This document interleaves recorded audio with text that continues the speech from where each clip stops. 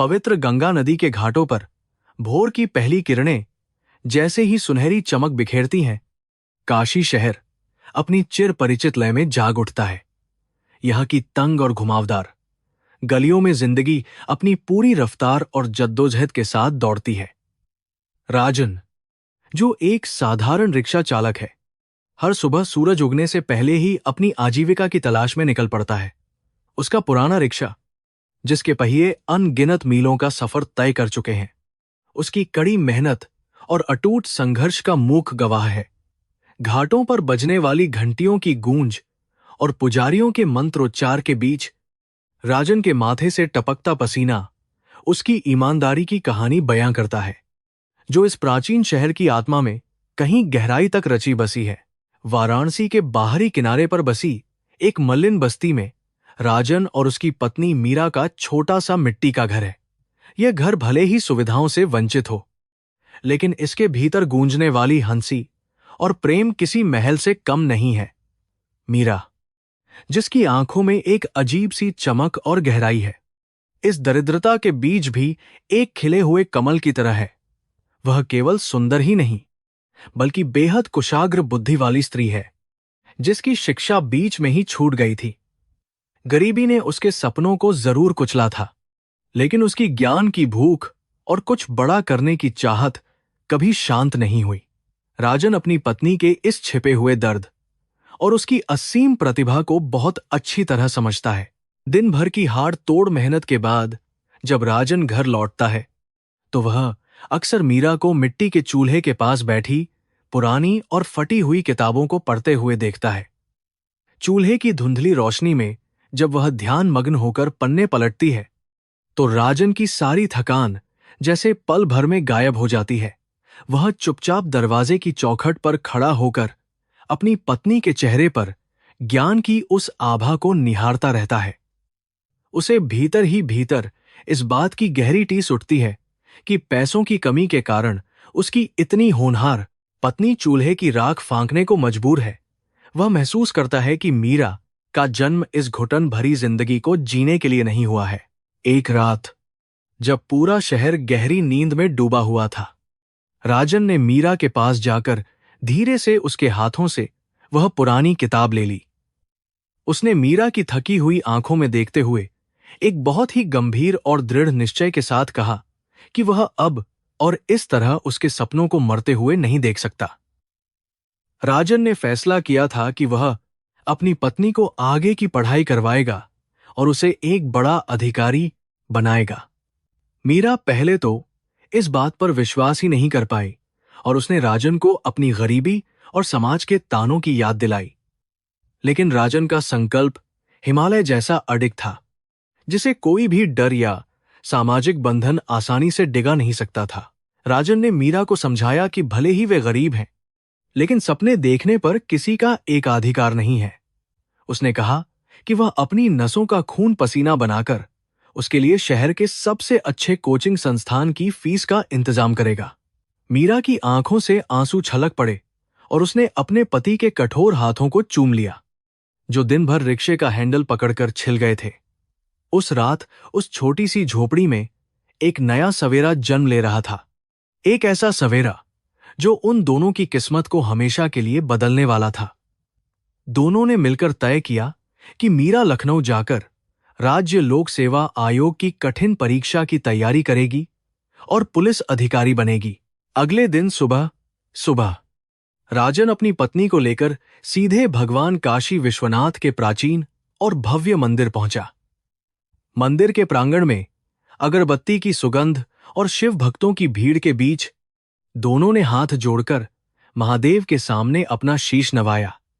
राजन ने अपनी आंखें बंद कीं और पूरी श्रद्धा के साथ भगवान से प्रार्थना की कि वह उसे इतनी ताकत और हिम्मत दें कि वह अपनी पत्नी के इस बड़े और पवित्र सपने को साकार कर सके। उसने शिवलिंग पर जल चढ़ाते हुए मन ही मन एक बहुत ही कठोर और अटूट प्रतिज्ञा ली। उसने कसम खाई कि जब तक मीरा के कंधों पर सफलता के सितारे नहीं सज जाते, वह अपनी रातों की नींद और दिन का चैन सब कुछ त्याग देगा। मंदिर से बाहर आते हुए राजन का चेहरा एक अजीब से आत्मविश्वास और आत्मिक शांति से दमक रहा था। उसे ऐसा लग रहा था जैसे स्वयं महादेव ने उसके माथे पर अपना आशीर्वाद रख दिया हो। उसने मीरा की तरफ देखा और मुस्कुराते हुए कहा कि अब उन्हें पीछे मुड़कर नहीं देखना है। मीरा का हृदय अपने पति के इस निःस्वार्थ और असीम प्रेम को देखकर कृतज्ञता से भर गया था। वह जानती थी कि राजन जो कुछ भी कर रहा है वह किसी आम इंसान के बस की बात नहीं है। एक रिक्शा चालक का अपनी पत्नी को उच्च शिक्षा के लिए दूसरे शहर भेजने का फैसला पूरे समाज की परंपराओं और रूढ़ियों के मुंह पर एक जोरदार तमाचे जैसा था। समाज के तानों और पड़ोसियों की चुभने वाली बातों ने जल्द ही राजन और मीरा के घर का दरवाजा खटखटाना शुरू कर दिया। बस्ती के लोग तरह तरह की बातें बनाने लगे कि एक औरत को शहर भेजना उनके संस्कारों के खिलाफ है और इससे उनका घर बर्बाद हो जाएगा। कुछ लोगों ने तो यहां तक कह दिया कि पढ़ लिखकर औरतें अपने पतियों को भूल जाती हैं और राजन बहुत बड़ी मूर्खता कर रहा है। लेकिन राजन ने इन सभी कड़वी और जहरीली बातों को अनसुना कर दिया। उसने अपने कानों पर पर्दा डाल लिया था और उसकी आंखों में सिर्फ और सिर्फ अपनी पत्नी को एक पुलिस अधिकारी की वर्दी में देखने का सुनहरा सपना तैर रहा था। पैसे जुटाने के लिए राजन ने अपनी काम करने की समय सीमा को दोगुना कर दिया। जहां वह पहले दिन में सिर्फ 10 घंटे रिक्शा चलाता था, वहीं अब वह दिन की चिलचिलाती धूप से लेकर आधी रात के सन्नाटे तक लगातार सवारियां ढोने लगा। उसके शरीर की हड्डियां जवाब देने लगी थीं, लेकिन उसके हौसले में कोई कमी नहीं आई थी। वह अक्सर रात को अपना पेट काटकर पैसे बचाता और उन्हें एक पुराने मिट्टी के बर्तन में जमा करता रहता। हर एक रुपया जो उस बर्तन में गिरता था वह मीरा के भविष्य की एक नई ईंट के समान था। राजन का यह संघर्ष केवल शारीरिक नहीं था, बल्कि यह उसके भीतर पल रहे असीम प्रेम का सबसे पवित्र और बड़ा प्रमाण था। कुछ ही महीनों के कठोर परिश्रम के बाद राजन ने इतनी रकम जमा कर ली थी कि वह मीरा को लखनऊ भेज सके और उसके शुरुआती खर्चों का भुगतान कर सके। विदाई का वह दिन दोनों के लिए बहुत ही भावुक और दिल को चीर देने वाला था। रेलवे स्टेशन पर पुरानी खटारा ट्रेन के डिब्बे के पास खड़े होकर राजन ने मीरा के हाथों में वह सारी जमा पूंजी रख दी। उसने मीरा के सिर पर हाथ फेरते हुए कहा कि वह सिर्फ अपनी पढ़ाई पर ध्यान दे और पैसों की बिल्कुल भी चिंता न करे। मीरा ट्रेन में बैठ गई और जैसे जैसे ट्रेन प्लेटफॉर्म से दूर जाने लगी, उसकी आंखों से आंसू बहने लगे और राजन उसे तब तक देखता रहा जब तक वह ओझल नहीं हो गई। मीरा के जाने के बाद वह छोटी सी मिट्टी की झोपड़ी राजन को काटने को दौड़ती थी। घर के हर कोने में उसे मीरा की उपस्थिति का एहसास होता था। उसकी चूड़ियों की खनक और चूल्हे के पास बैठी उसकी परछाई उसे पल पल याद आती थी। लेकिन इस भयंकर अकेलेपन को उसने अपनी कमजोरी नहीं बल्कि अपनी सबसे बड़ी ताकत बना लिया। उसने खुद को पूरी तरह से काम में डुबो दिया ताकि उसे अकेलेपन का एहसास ही न हो। सुबह की पहली किरण से लेकर रात के घने अंधकार तक काशी की सड़कें उसके रिक्शे के पहियों की गड़गड़ाहट से गूंजती रहती थीं। बारिश हो या कड़ाके की ठंड, राजन के कदम अपनी मंजिल से कभी नहीं डगमगाए। बनारस की गलियों में राजन अब एक जाना पहचाना नाम बन गया था, जिसे लोग उसकी ईमानदारी और अथक मेहनत के लिए पहचानने लगे थे। कई बार ऐसा होता कि सवारियां उसके फटे हुए कपड़े और कमजोर शरीर को देखकर उसे ज्यादा पैसे देने की कोशिश करती, लेकिन वह कभी भी अपनी तय की हुई मजदूरी से एक भी पैसा ज्यादा नहीं लेता था। उसका मानना था कि बेईमानी का पैसा उसकी पत्नी की पवित्र शिक्षा को कलंकित कर देगा। यह उसका कर्मयोग था, जहां वह अपने पसीने की हर एक बूंद को अपनी पत्नी के उज्जवल भविष्य के लिए भगवान के चरणों में अर्पित कर रहा था। उसकी यह निस्वार्थ तपस्या उसे एक साधारण इंसान से कहीं बहुत ऊपर उठा रही थी। इधर लखनऊ शहर की चकाचौंध और भागदौड़ भरी जिंदगी मीरा के लिए बिल्कुल नई और अजनबी थी। ऊंची इमारतें, फर्राटे भरती गाड़ियां और अंग्रेजी बोलने वाले लोगों के बीच वह खुद को बहुत ही छोटा और अलग थलग महसूस कर रही थी। लेकिन उसके सीने में जल रही आग और उसके पति द्वारा किए जा रहे त्याग की याद उसे रुकने नहीं देती थी। उसने एक छोटे से हॉस्टल के कमरे में अपना डेरा जमा लिया और दिन रात किताबों में डूब गई। कोचिंग क्लास में वह सबसे होशियार और मेहनती छात्रा के रूप में उभर कर सामने आई। जब भी उसका मनोबल टूटता या थकान हावी होती, वह राजन के उन कठोर और खुरदरे हाथों को याद कर लेती थी। मीरा अक्सर रात को अपनी पढ़ाई खत्म करने के बाद राजन को चिट्ठी लिखा करती थी। उन पन्नों पर वह अपनी पढ़ाई की प्रगति, शहर के नए अनुभवों और राजन के प्रति अपने असीम प्रेम और कृतज्ञता को शब्दों में पिरोती थी। बनारस में जब डाकिया वह चिट्ठी राजन के हाथों में थमाता, तो उसकी खुशी का कोई ठिकाना नहीं रहता था। वह बस्ती के एक पढ़े लिखे लड़के से उस चिट्ठी को पढ़वाता और एक एक शब्द को अपने दिल में उतार लेता था। वे चिट्ठियां राजन के लिए किसी संजीवनी बूटी से कम नहीं थीं, जो उसकी सारी थकान मिटा देती थीं और उसे अगले दिन और भी ज्यादा मेहनत करने के लिए एक नई और मजबूत ऊर्जा प्रदान करती थीं। समय तेजी से बीत रहा था और काशी के घाटों पर कई मौसम आकर गुजर चुके थे। गर्मी की झुलसा देने वाली लू और सर्दियों की सादो कंपा देने वाली ठंड ने राजन के शरीर को तोड़कर रख दिया था। उसे कई बार तेज बुखार और सीने में दर्द की शिकायत रहने लगी थी, लेकिन उसने कभी भी दवाइयों पर पैसे खर्च नहीं किए। वह सोचता था कि दवाइयों के पैसे बचाकर वह मीरा के लिए कुछ नई और अच्छी किताबें खरीद सकता है। उसने अपनी जरूरतों को बिल्कुल खत्म कर दिया था और अब वह सिर्फ एक ही उद्देश्य के लिए जी रहा था। उसका शरीर भले ही कमजोर हो गया था, लेकिन उसकी आत्मा और उसका संकल्प पहले से भी ज्यादा मजबूत हो चुके थे। परीक्षा के दिन जैसे जैसे करीब आ रहे थे, मीरा की घबराहट और उसका तनाव भी बढ़ता जा रहा था।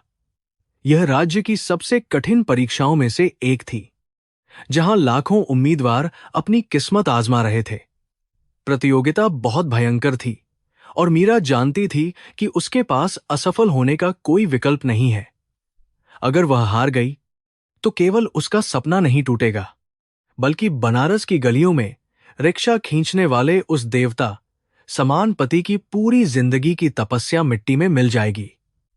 इस भारी दबाव के बीच उसने अपनी पढ़ाई के घंटे और बढ़ा दिए और खुद को पूरी तरह से दुनिया से अलग करके किताबों की दुनिया में कैद कर लिया। बनारस में राजन ने भी अपनी तपस्या के अंतिम चरण में प्रवेश कर लिया था।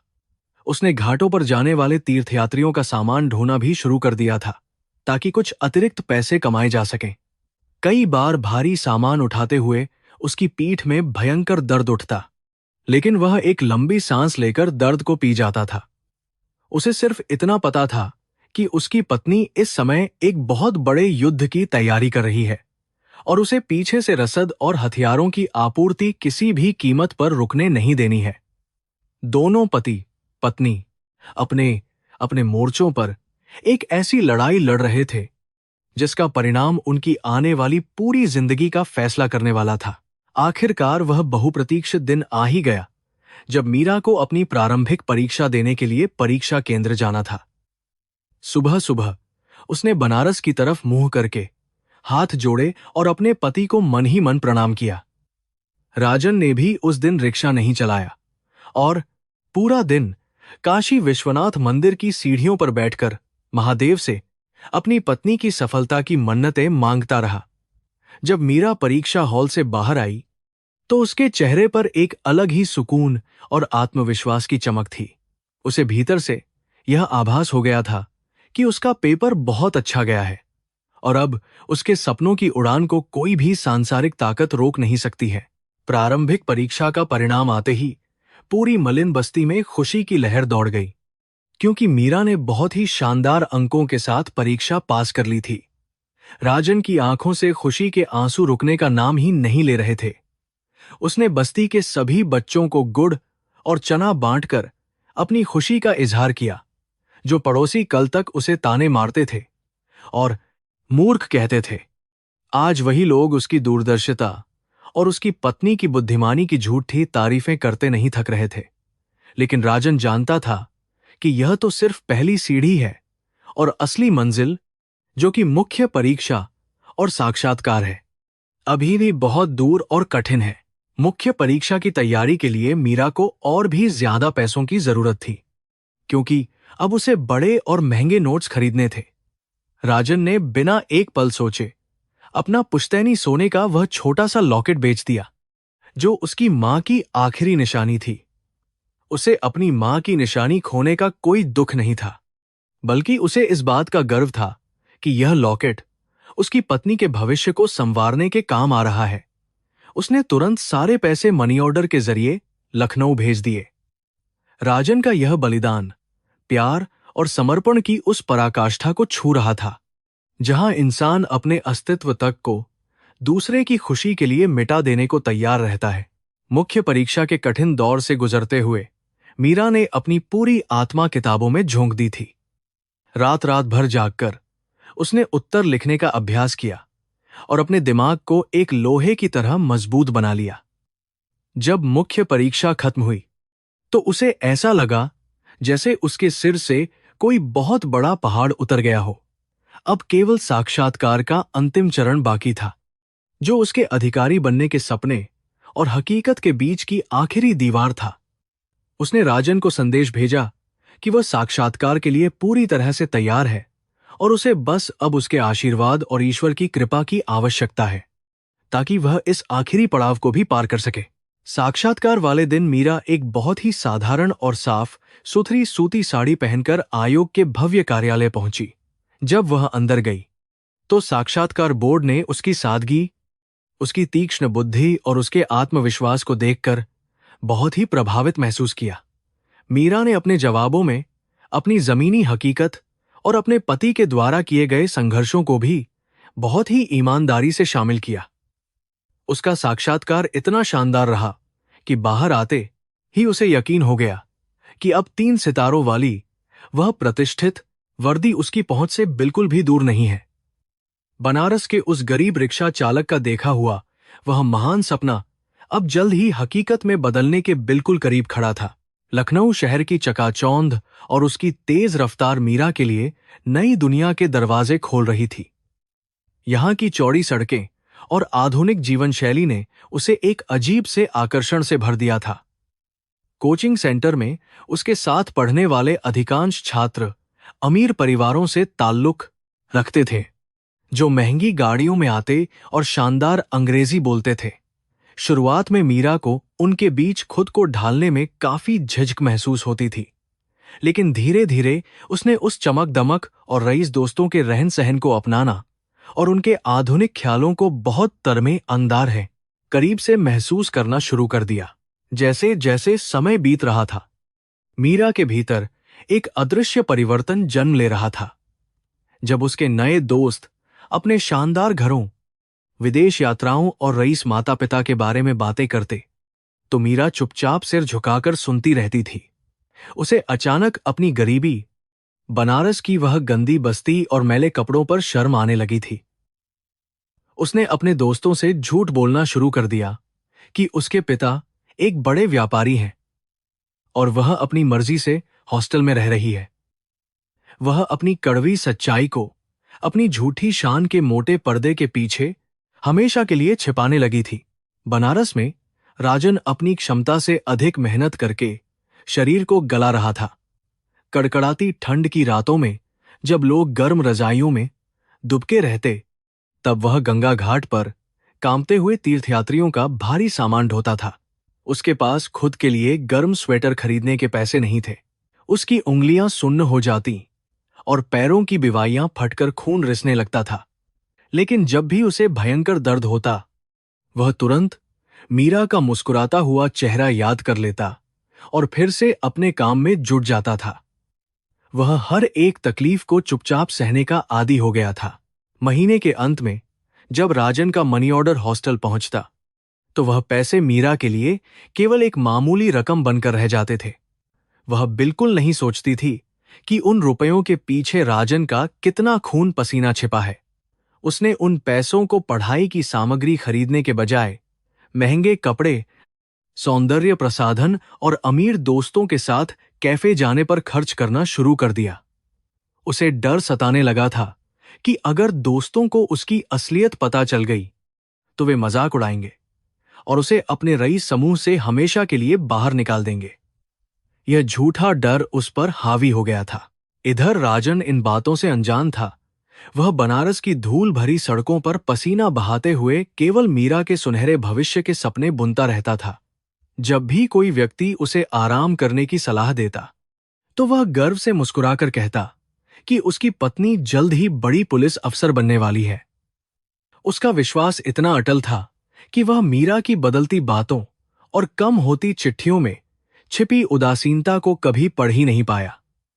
वह केवल अपने आदर्श और पवित्र प्रेम की खूबसूरत दुनिया में मग्न होकर जी रहा था। एक दिन जब राजन ने कुछ अतिरिक्त पैसे बचाकर मीरा को एक पीसीओ से फोन किया तो मीरा की आवाज में वह पहले जैसी गर्माहट और अपनापन नहीं था। उसने बहुत ही रूखे स्वर में कहा कि वह पढ़ाई में व्यस्त है और उसके पास इस तरह फालतू बातें करने का बिल्कुल समय नहीं है। राजन ने फोन तो रख दिया, लेकिन उसके सीने में एक अजीब सा दर्द उठने लगा। उसे महसूस हुआ जैसे उसकी पत्नी उससे बहुत दूर किसी अनजान और ठंडी दुनिया में जा चुकी है, जहां उसके निस्वार्थ प्यार की अब कोई जगह नहीं बची है। लखनऊ में मीरा ने अपनी इस बेरुखी को अपनी महत्वाकांक्षा का नाम दे दिया था। वह खुद को यह समझाती थी कि एक बड़े मुकाम पर पहुंचने के लिए पुरानी और पिछड़ी चीजों को पीछे छोड़ना ही पड़ता है। राजन का अनपढ़ होना, उसका काला रंग और उसका वह फटा हुआ कुर्ता, ये सब चीजें मीरा के नए और चमकदार सपनों के बीच में किसी भद्दे दाग की तरह उभरने लगी थीं। वह अब यह कल्पना भी नहीं कर सकती थी कि कोई रिक्शा चालक उसका पति हो सकता है और वह उसे अपने सभ्य दोस्तों से मिलवा सकती है। दीपावली का पवित्र त्योहार करीब आ गया था। बनारस में राजन ने अपनी झोपड़ी के बाहर मिट्टी का एक दिया जलाया और भगवान से प्रार्थना की कि अगली दीपावली पर मीरा अधिकारी बनकर उसके पास लौट आए। उसने त्योहार के दिन भी रिक्शा चलाया ताकि वह मीरा को कुछ अतिरिक्त पैसे भेज सके। लेकिन लखनऊ में मीरा का त्योहार बिल्कुल अलग था। वह अपने रईस दोस्तों के साथ एक बड़ी और शानदार पार्टी में गई थी, जहां महंगी शराब बह रही थी और विदेशी संगीत पर लोग नाच रहे थे। उसे उस रात राजन की कोई याद नहीं आई। उसी पार्टी में मीरा की मुलाकात शहर के युवा पुलिस अधिकारी विक्रम सिंह से हुई। विक्रम देखने में आकर्षक था और उसकी बातों में सत्ता और रुतबे का अलग गुरूर झलकता था। जब मीरा ने बताया कि वह भी लोक सेवा आयोग की तैयारी कर रही है, तो विक्रम ने उसे गहरे तरीके से देखा। उसने मीरा को अपनी गाड़ी में हॉस्टल छोड़ने की पेशकश की, जिसे मीरा ने बिना हिचकिचाहट के स्वीकार कर लिया। उस रात विक्रम की वह शानदार लग्जरी गाड़ी मीरा के मन में सत्ता और दौलत का नया लालच पैदा कर रही थी। अगले कुछ दिनों में विक्रम ने मीरा से संपर्क बढ़ाना शुरू कर दिया। वह अक्सर उसे अपनी पुलिस की जिप्सी में घुमाने ले जाता और उसे शहर के बड़े और महंगे रेस्तरां में खाना खिलाता था। मीरा विक्रम की उस शाही जिंदगी को देखकर पूरी तरह से मंत्रमुग्ध हो चुकी थी। उसे लगने लगा था कि असली जीवन वही है जो विक्रम जी रहा है। विक्रम ने भी मीरा की सुंदरता और उसकी बुद्धिमानी की तारीफ करके उसे पूरी तरह से अपने मोहपाश में फंसा लिया था। मीरा धीरे धीरे विक्रम की ओर बहुत तेजी से खिंचती चली जा रही थी। मीरा की अंतिम परीक्षा का समय जब करीब आ गया था, तब उसने राजन को एक खत लिखा। इस खत में उसने अपनी किताबों और अन्य खर्चों का झूठा बहाना बनाकर और ज्यादा पैसों की मांग की। दरअसल उसे वह पैसे अपनी एक दोस्त की महंगी पार्टी में जाने के लिए चाहिए थे। बनारस में जब राजन को वह खत मिला तो उसके पास बेचने के लिए कुछ भी नहीं बचा था। उसका खून पहले ही सूख चुका था और घर के बर्तन भी गिरवी रखे जा चुके थे। लेकिन पत्नी की मांग पूरी करना उसका पहला धर्म था। राजन ने भारी मन से बस्ती के एक निर्दयी साहूकार के पास जाने का फैसला किया। साहूकार ने राजन की बेबसी का फायदा उठाते हुए बहुत ही भारी और अनुचित ब्याज दर पर उसे कर्ज देने की बात कही। राजन जानता था कि इस कर्ज को चुकाना उसके लिए जीवन भर की गुलामी बन सकता है, लेकिन उसने बिना किसी हिचकिचाहट के कोरे कागज पर अपना अंगूठा लगा दिया। उसने वे पैसे तुरंत मीरा को भेज दिए। इस बार जब मनी ऑर्डर लखनऊ पहुंचा तो उसमें राजन के खून के साथ साथ उसकी आने वाली पीढ़ियों का भविष्य भी गिरवी था। मीरा ने उन पैसों को हाथ में लेते ही अपनी सहेलियों के साथ एक शानदार बुटीक से सबसे कीमती और सुंदर कपड़े खरीदे। वह विक्रम के साथ एक बेहद महंगी और भव्य पार्टी में शामिल होने के लिए जा रही थी। उस रात जब मीरा विक्रम के साथ डांस फ्लोर पर नाच रही थी तो उसे एक पल के लिए भी यह ख्याल नहीं आया कि उसके पति ने यह पैसे किस कीमत पर जुटाए होंगे। विक्रम की बाहों में झूलते हुए मीरा अपनी पुरानी और गरीब जिंदगी को हमेशा के लिए अपने दिमाग से मिटा चुकी थी। समय अपनी निर्दयी गति से आगे बढ़ता रहा और आखिरकार वह दिन आ गया जब लोक सेवा आयोग की अंतिम परीक्षा के परिणाम घोषित होने वाले थे। बनारस में राजन सुबह से ही बेचैन था। वह रिक्शा छोड़कर सीधे एक साइबर कैफे के बाहर जाकर खड़ा हो गया, जहां बस्ती के एक लड़के को उसने रिजल्ट देखने के लिए कहा था। उसकी सांसें अटकी हुई थीं और दिल जोर जोर से धड़क रहा था। जैसे ही उस लड़के ने कंप्यूटर स्क्रीन पर देखकर जोर से चीख मारी, राजन के पैरों तले जमीन खिसक गई। लेकिन यह अपार खुशी के मारे था। मीरा ने न केवल परीक्षा पास कर ली थी, बल्कि उसने पूरे राज्य में सर्वोच्च स्थानों में अपनी जगह बनाई थी। उसे पुलिस उपाधीक्षक यानी डीएसपी के पद के लिए चुना गया था। यह खबर सुनते ही राजन की आंखों से आंसुओं की धारा फूट पड़ी। वह वहीं सड़क पर घुटनों के बल बैठ गया और आसमान की तरफ देखकर दोनों हाथ जोड़कर फूट फूट कर रोने लगा। उसकी बरसों की तपस्या, उसकी भूखी रातें और उसके शरीर का हर एक घाव आज जैसे पूरी तरह से सार्थक हो गया था। बस्ती के लोग उसे बधाइयां देने लगे। इधर लखनऊ में मीरा की खुशी का कोई ठिकाना नहीं था। वह अब एक साधारण लड़की नहीं, बल्कि राज्य की ताकतवर पुलिस अधिकारी बन चुकी थी।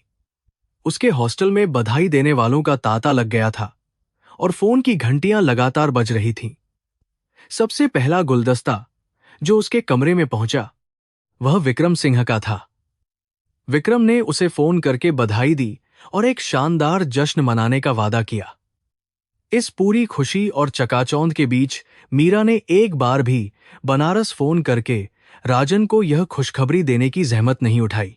राजन ने खुद एक पीसीओ जाकर मीरा को फोन मिलाया। जब मीरा ने फोन उठाया तो राजन की आवाज खुशी से कांप रही थी। उसने मीरा को अपनी देवी बताते हुए कहा कि वह तुरंत लखनऊ आ रहा है। मीरा के माथे पर चिंता की सिलवटें पड़ गईं। उसने राजन को आने से मना करने की कोशिश की, यह कहकर कि यहां बहुत भीड़ होगी और पुलिस के कड़े नियम होंगे। लेकिन राजन का उत्साह इतना चरम पर था कि उसने मीरा की बात को गंभीरता से नहीं लिया। उसने अपने सबसे बड़े दिन के लिए तैयारी शुरू कर दी। समारोह में जाने के लिए राजन के पास कोई भी ढंग के कपड़े नहीं थे। उसके पास जो कुछ भी था वह फटे पुराने और पसीने की बदबू से स्ने हुए कुर्ते पजामे ही थे। उसे यह ख्याल आया कि वह एक बड़ी पुलिस अधिकारी का पति है, इसलिए उसे वहां अच्छे कपड़ों में जाना चाहिए ताकि उसकी पत्नी को शर्मिंदगी न उठानी पड़े। उसके पास पैसे का कोई और साधन नहीं था, इसलिए उसने एक बहुत ही कठोर और भावुक निर्णय लिया। उसने अपनी आजीविका के एकमात्र साधन, उस पुराने रिक्शे को हमेशा के लिए कबाड़ी को बेच दिया। रिक्शा बेचने के बाद मिले थोड़े से पैसों से राजन ने एक साधारण सा लेकिन साफ सुथरा सफेद पैंट और कमीज खरीदा।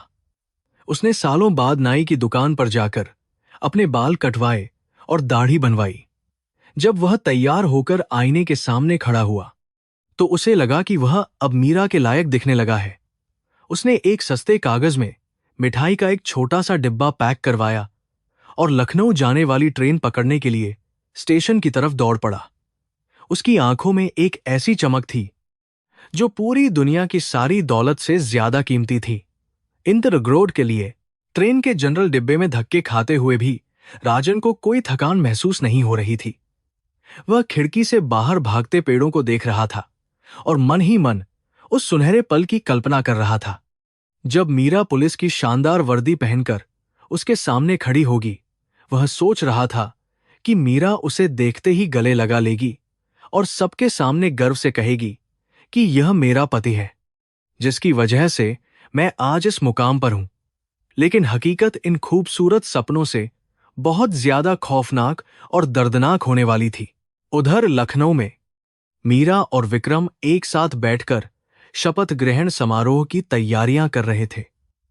विक्रम ने मीरा के लिए एक महंगी और खूबसूरत साड़ी का इंतजाम किया था, जिसे वह वर्दी के नीचे पहनने वाली थी। मीरा के दिमाग में अब विक्रम का प्रभाव पूरी तरह से हावी हो चुका था। वह राजन को एक बीता हुआ कल और भयानक सपना मानकर भुला देना चाहती थी। जब उसे याद आया कि राजन आ जा रहा है, तो उसके भीतर एक अजीब सी घबराहट और भयंकर गुस्सा उबलने लगा। वह किसी कीमत पर उसे रोकना चाहती थी। मीरा ने तय कर लिया था कि वह किसी भी सूरत में राजन को अपने नए और चमकदार जीवन के बीच नहीं आने देगी। वह जानती थी कि अगर विक्रम या उसके अन्य रसूखदार सहकर्मियों को पता चल गया कि उसका पति एक मामूली रिक्शा वाला है, तो समाज में उसकी बहुत भारी बेइज्जती होगी। उसका सारा रौब और सम्मान पल भर में मिट्टी में मिल जाएगा। इसलिए उसने अपने दिल पर पत्थर रख लिया और एक बहुत ही खौफनाक योजना बनाई। वह अब अपने ही उस देवता समान पति का तिरस्कार करने के लिए पूरी तरह तैयार थे। लखनऊ पुलिस अकादमी का मैदान आज शानदार सजावट और भारी भीड़ से जगमगा रहा था। मुख्य द्वार पर सुरक्षा बेहद कड़ी थी। राजन जब उस भव्य द्वार के सामने पहुंचा तो उसकी आंखें फटी रह गईं। उसने अपने जीवन में कभी इतनी चकाचौंध नहीं देखी थी। उसके हाथों में सस्ते गत्ते वाला मिठाई का डिब्बा था, जिसे वह सीने से लगाए हुए था। उसके नए कपड़े भले ही साधारण थे, लेकिन आज वह खुद को दुनिया का सबसे भाग्यशाली इंसान महसूस कर रहा था, जो अपनी पत्नी की सफलता का गर्व से गवाह बनने आया था। समारोह स्थल के भीतर का नजारा किसी शाही दरबार से कम नहीं था। मंच पर राज्य के बड़े मंत्री, वरिष्ठ पुलिस अधिकारी और कई गणमान्य अतिथि बैठे हुए थे। विक्रम सिंह अपनी शानदार खाकी वर्दी में मंच के एक तरफ खड़ा था। उसका रुतबा साफ झलक रहा था। तभी राजन की नजर भीड़ के बीच अपनी पत्नी मीरा पर पड़ी। मीरा कड़क खाकी वर्दी में थी और उसके कंधों पर चमकते हुए 3 सितारे लगे थे। उसके चेहरे पर सत्ता और आत्मविश्वास का एक ऐसा तेज था, जिसे देखकर राजन की पलकें झपकना ही भूल गईं। मीरा को उस रूप में देखकर राजन की आंखों से गर्व और खुशी के आंसू बहने लगे। उसे अचानक वो सारी सर्द रातें याद आ गईं, जब वह गंगा घाट पर कांपते हुए सवारियां ढोता था। उसे अपना वो पुराना रिक्शा याद आया, जिसे उसने कल ही अपनी पत्नी के सम्मान की खातिर बेच दिया था। आज वो सारे घाव, वो सारी भूख और बनारस की गलियों में बहाया गया पसीना उसे एक मीठे फल की तरह लग रहा था। वह मन ही मन महादेव को धन्यवाद देते हुए भीड़ को चीरकर आगे बढ़ने लगा। दूसरी तरफ मीरा पूरी तरह से अपनी नई दुनिया और उस झूठी शान में खोई हुई थी। वह बड़े पत्रकारों और उच्च पुलिस अधिकारियों से घिरी हुई थी, जो उसे उसकी शानदार सफलता के लिए लगातार बधाइयां दे रहे थे। विक्रम सिंह उसके बहुत करीब खड़ा था और हर किसी से बहुत ही गर्व के साथ मीरा का परिचय करवा रहा था। मीरा इस नए रुतबे और ताकत के नशे में इतनी चूर थी कि उसने अपने अतीत के हर पन्ने को अपने दिमाग से हमेशा के लिए पूरी तरह से मिटा दिया था। राजन काफी जद्दोजहद के बाद आखिरकार उस घेरे तक पहुंचने में सफल हो गया, जहां मीरा खड़ी थी। उसका दिल बहुत जोर से धड़क रहा था और होंठ खुशी के मारे कांप रहे थे। उसने पूरी भावनाओं और प्यार से भरी एक गहरी आवाज में पीछे से मीरा को पुकारा। अपनी परिचित आवाज सुनकर मीरा ने जैसे ही पीछे मुड़कर देखा, उसके चेहरे की मुस्कान पल भर में गायब हो गई। अपने सामने राजन को उन सस्ते कपड़ों और मिठाई के डिब्बे के साथ देखकर मीरा का खून पूरी तरह से सूख गया। मीरा के हावभाव में आई इस अचानक घबराहट को विक्रम सिंह और वहां खड़े अन्य रसूखदार अधिकारियों ने तुरंत भांप लिया। सबने मुड़कर राजन की तरफ देखा।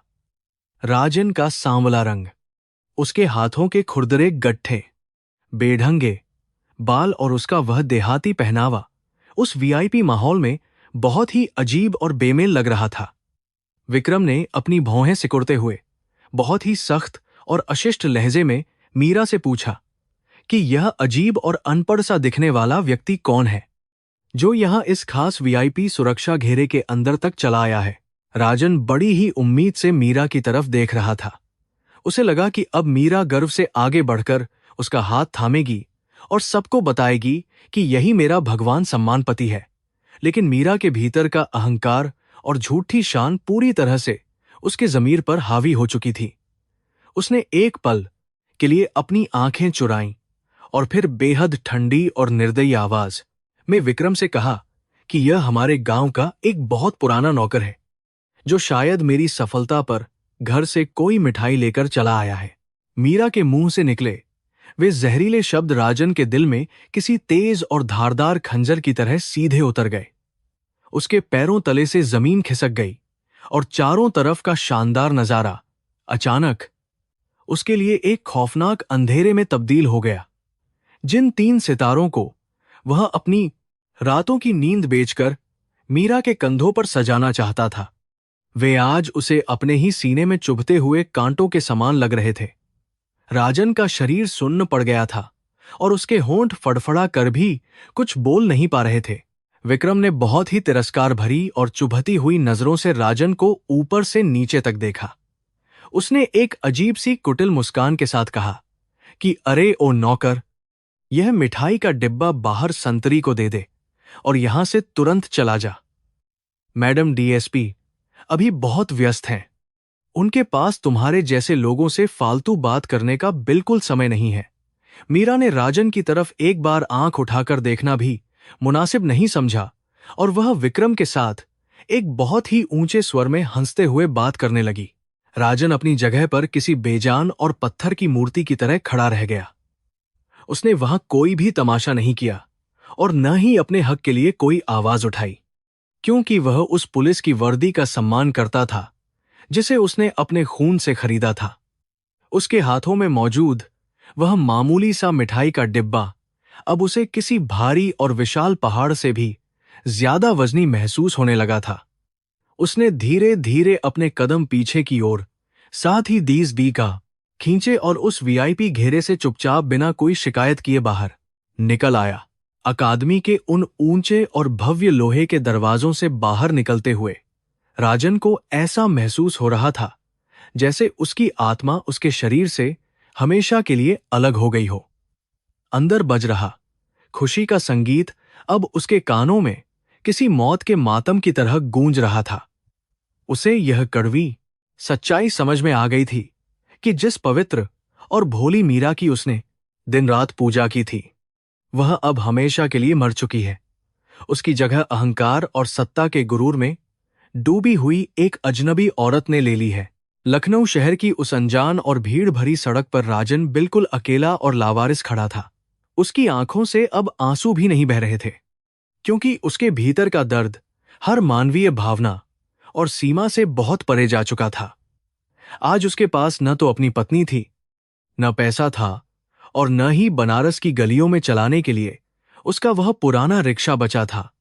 वह पूरी तरह से बर्बाद हो चुका था और नियति का यह निर्दयी पहिया उसकी सारी वफादारी को बड़ी बेरहमी से कुचलकर आगे बढ़ गया था। राजन ने अपने हाथ में पकड़े हुए उस सस्ते मिठाई के डिब्बे को पास के एक कचरे के ढेर में बहुत ही शांति से फेंक दिया। उस डिब्बे के साथ ही उसने अपने सारे खूबसूरत सपनों, अपनी सारी उम्मीदों और अपने अटूट विश्वास की भी अर्थी निकाल दी थी। वह बिना पीछे मुड़े रेलवे स्टेशन की तरफ चलने लगा। उसे बनारस लौटना था, उस पुरानी और खाली झोपड़ी में जहां अब केवल उसकी बर्बादी और उस महान धोखे का सन्नाटा ही उसका हमेशा के लिए इंतजार कर रहा था। ट्रेन के जनरल डिब्बे के फर्श पर सिकुड़ कर बैठा राजन लगातार खिड़की से बाहर के उस घने अंधेरे को घूर रहा था। रास्ते भर उसे मीरा की वह ठंडी और तिरस्कार से भरी नजरें बार बार याद आ रही थीं। उसने अपना पूरा जीवन एक औरत को फर्श से उठाकर अर्श तक पहुंचाने में लगा दिया था, लेकिन बदले में उसे सिर्फ बेइज्जती और एक बहुत बड़ा विश्वासघात मिला था। राजन का दिल अब किसी पत्थर की तरह कठोर और हर तरह की भावनाओं से पूरी तरह से शून्य हो चुका था। इधर लखनऊ में जश्न अपने पूरे शबाब पर था। मीरा और विक्रम शराब के नशे में चूर होकर अपनी एक अलग ही दुनिया में मदहोश थे। मीरा को इस बात का रत्ती भर भी पछतावा नहीं था कि उसने अपने उस बेकसूर पति के साथ कितनी बड़ी नाइंसाफी की है, जिसने उसके लिए अपना खून तक बेच दिया था। उसे लग रहा था कि उसने अपनी जिंदगी के रास्ते से एक बहुत बड़े कांटे को हमेशा के लिए निकालकर फेंक दिया है, लेकिन वह इस बात से बिल्कुल अनजान थी कि कर्मों का हिसाब अभी बाकी है। मीरा के भीतर की वह आग, जो कभी समाज की भलाई और एक अच्छी अफसर बनने के लिए जली थी, वह अब सिर्फ निजी स्वार्थ और भ्रष्टाचार के दलदल की तरफ मुड़ चुकी थी। विक्रम सिंह ने बड़ी ही चालाकी से उसे सत्ता के उस घिनौने खेल का हिस्सा बना लिया था, जहां जमीर की कोई कीमत नहीं होती थी। मीरा को बड़े बड़े रसूखदार लोगों से रिश्वत और महंगे तोहफे मिलने लगे थे। वह अब बनारस की उस गरीब मीरा से बहुत दूर एक शातिर और बेहद चालाक अधिकारी में तब्दील हो चुकी थी। राजन जब बनारस पहुंचा तो सुबह हो चुकी थी। गंगा के घाटों पर वही पुरानी भीड़ और घंटियों की आवाजें गूंज रही थीं, लेकिन राजन के लिए आज काशी का मतलब पूरी तरह से बदल गया था। वह अपनी उस खाली झोपड़ी में गया और जमीन पर गिरकर फूट फूट कर रोने लगा। उसने दीवारों पर टंगी मीरा की पुरानी किताबों और उसके सारे सामान को एक कोने में इकट्ठा किया।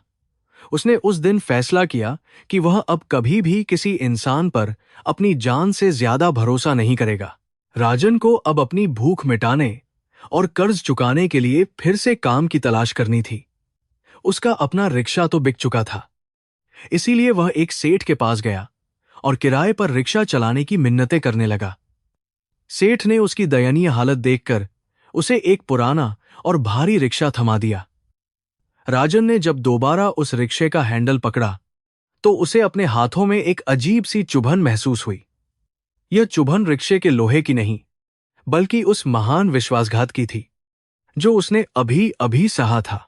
कुछ ही हफ्तों में मीरा ने लखनऊ के एक बहुत ही पॉश और वीआईपी इलाके में अपना सरकारी बंगला ले लिया। इस बंगले में सुख सुविधाओं की हर वह चीज मौजूद थी जिसके उसने कभी सपने भी नहीं देखे थे। बंगले के बाहर संतरी पहरा देते थे और अंदर दर्जनों नौकर उसकी एक आवाज पर दौड़ पड़ते थे। इस ऐशो आराम के बीच उसे कभी गलती से भी राजन की याद नहीं आती थी। उसने अपने अतीत को एक ऐसा बंद कमरा बना दिया था जिसकी चाबी वह हमेशा के लिए गंगा नदी में फेंक चुकी थी। एक दिन जब राजन बनारस के एक चौराहे पर सवारी का इंतजार कर रहा था, तब उसने पास की एक चाय की दुकान पर रखे अखबार में मीरा की एक बहुत बड़ी तस्वीर देखी। वह तस्वीर किसी बड़े अपराध को सुलझाने और मीरा को सम्मानित किए जाने की थी। राजन ने उस अखबार को उठाया और मीरा की उस चमचमाती वर्दी को बहुत देर तक घूरता रहा। उसे उस वर्दी के एक एक धागे में अपना खून नजर आ रहा था। उसने एक लंबी और गहरी आह भरी और उस अखबार को वहीं छोड़कर अपने रिक्शे की तरफ मुड़ गया। मीरा के जीवन में विक्रम की दखलंदाजी अब बहुत ज्यादा बढ़ चुकी थी। वह मीरा के बंगले पर खुलेआम आने जाने लगा था। शहर में उन दोनों के रिश्तों को लेकर दबी जुबान में तरह तरह की चर्चाएं होने लगी थीं, लेकिन उन्हें इस बात की कोई परवाह नहीं थी। सत्ता का अहंकार उन्हें यह यकीन दिला चुका था कि वे कानून से ऊपर हैं और कोई भी उनका बाल बांका नहीं कर सकता। मीरा को लगने लगा था कि वह अपने जीवन के सबसे सुनहरे और सुरक्षित दौर में जी रही है, लेकिन यह तूफान से पहले की खतरनाक शांति थी। दूसरी ओर बनारस में राजन ने खुद को पूरी तरह से एक सन्यासी जैसा बना लिया था। वह दिन भर रिक्शा चलाता और रात को गंगा के किनारे घंटों चुपचाप बैठा रहता था। उसने मोह माया और सांसारिक रिश्तों से खुद को पूरी तरह से विरक्त कर लिया था। बस्ती के लोग उसकी इस शांत और गंभीर अवस्था को देखकर अक्सर हैरान रह जाते थे। उन्हें समझ नहीं आता था कि अपनी पत्नी के इतना बड़ा अफसर बनने के बाद भी यह आदमी इतने फटेहाल और दुखी जीवन को क्यों जी रहा है। कोई भी उसकी असली पीड़ा नहीं जानता था। लखनऊ के उस बेहद पौश और वीआईपी इलाके में मीरा का नया सरकारी बंगला किसी भव्य महल से कम नहीं था। ऊंची सफेद दीवारें, मखमली घास वाला बड़ा सा लॉन और दरवाजे पर 24 घंटे पहरा देते हथियारबंद संतरी उसकी नई ताकत का खुलेआम प्रदर्शन कर रहे थे। इस आलीशान और चमकदार जिंदगी ने बनारस की उस छोटी सी मिट्टी की झोपड़ी की यादों को पूरी तरह से दफन कर दिया था। मीरा अब रेशमी साड़ियों, महंगी विदेशी घड़ियों और शाही सुख सुविधाओं की पूरी तरह से आदी हो चुकी थी। सत्ता की इस चकाचौंध ने उसकी आंखों पर एक ऐसा मोटा पर्दा डाल दिया था जिसके पार उसे कोई भी मानवीय संवेदना, प्यार या अपना पुराना और संघर्ष भरा अतीत बिल्कुल भी दिखाई नहीं देता था। इस नई और शाही जिंदगी के बीच मीरा को अचानक एक बहुत ही भयानक डर सताने लगा था। अखबारों और टीवी चैनलों पर उसकी सफलता के खूब चर्चे हो रहे थे और उसे एक आदर्श महिला अफसर के रूप में पेश किया जा रहा था। उसे यह खौफ खाने लगा कि अगर मीडिया या उसके रसूखदार दुश्मनों को यह पता चल गया कि उसका पति बनारस की सड़कों पर एक मामूली रिक्शा चलाता है, तो उसकी सारी झूठी शान पल भर में मिट्टी में मिल जाएगी। समाज और महकमे में उसकी बहुत भारी बेइज्जती होगी। इस बदनामी के डर ने उसकी रातों की नींद हराम कर दी थी और वह इस समस्या का हमेशा के लिए एक पक्का और सुरक्षित समाधान खोजना चाहती थी। अपनी झूठी इज्जत को बचाने के लिए मीरा ने बनारस में अपने कुछ बेहद भरोसेमंद और वर्दीधारी पुलिस वालों को सादे कपड़ों में भेजा। उन पुलिस वालों ने बनारस के घाट पर राजन को ढूंढ निकाला और उसे यह झूठा झांसा दिया कि मीरा साहिबा ने उसे बहुत याद किया है और उसे तुरंत लखनऊ अपने बंगले पर बुलाया है। राजन के उस टूटे हुए और छलनी दिल में एक बार फिर से उम्मीद की एक बहुत ही क्षीण सी किरण जाग उठी। उसे लगा कि शायद मीरा को अपनी उस भयानक गलती का एहसास हो गया है और वह अब उसे अपने जीवन में वापस अपनाना चाहती है। इसी झूठी उम्मीद के सहारे राजन उन पुलिस वालों के साथ लखनऊ जाने के लिए तुरंत तैयार हो गया। राजन जब उस विशाल और आलीशान बंगले के मुख्य द्वार पर पहुंचा तो उसे सामने से नहीं बल्कि बंगले के पीछे वाले एक छोटे और अंधेरे दरवाजे से अंदर ले जाया गया।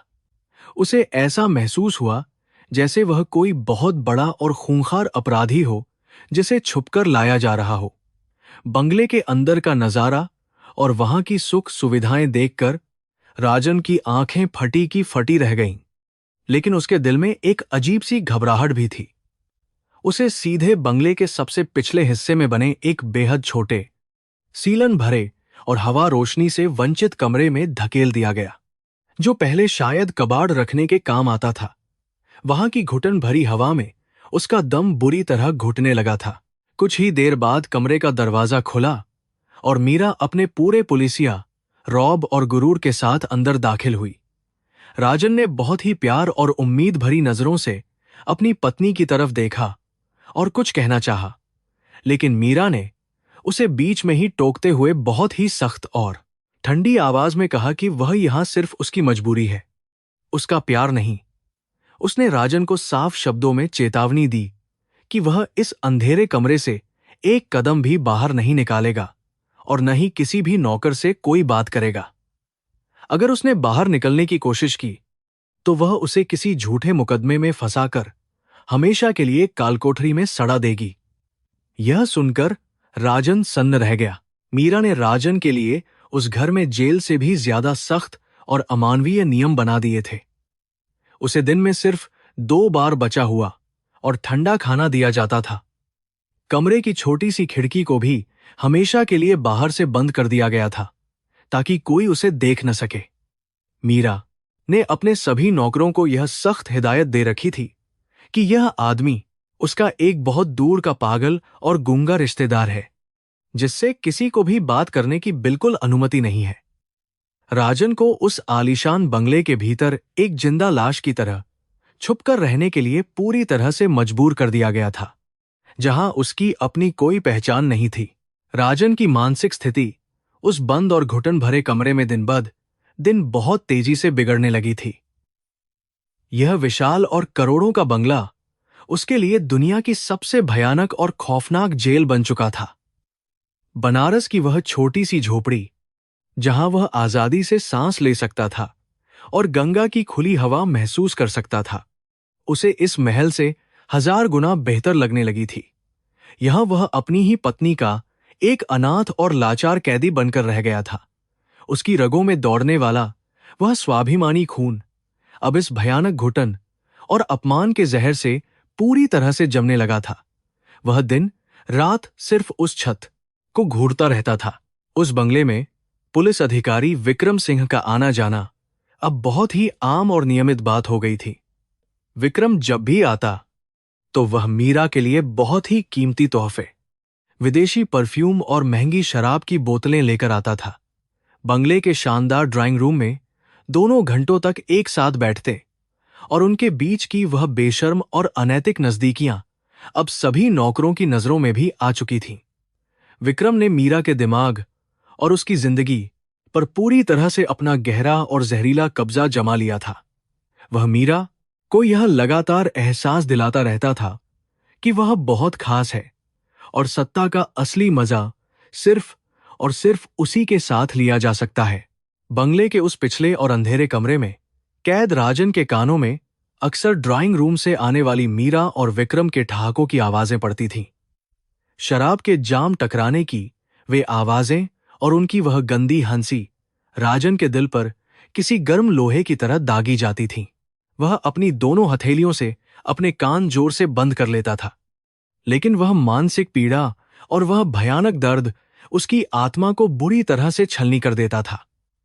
जिस पत्नी के चरित्र और पवित्रता पर वह कभी आंख बंद करके अपनी जान से भी ज्यादा भरोसा करता था, आज वही पत्नी किसी गैर मर्द के साथ उसके ही सामने बेशर्मी की सारी हदें पार कर रही थी।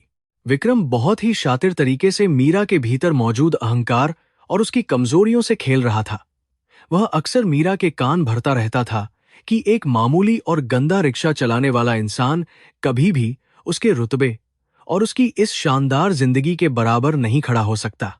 वह मीरा को यह समझाता था कि उसे अपनी इस नई हैसियत के हिसाब से सोचना चाहिए और राजन जैसे बोझ को अपनी जिंदगी से हमेशा के लिए काटकर फेंक देना चाहिए।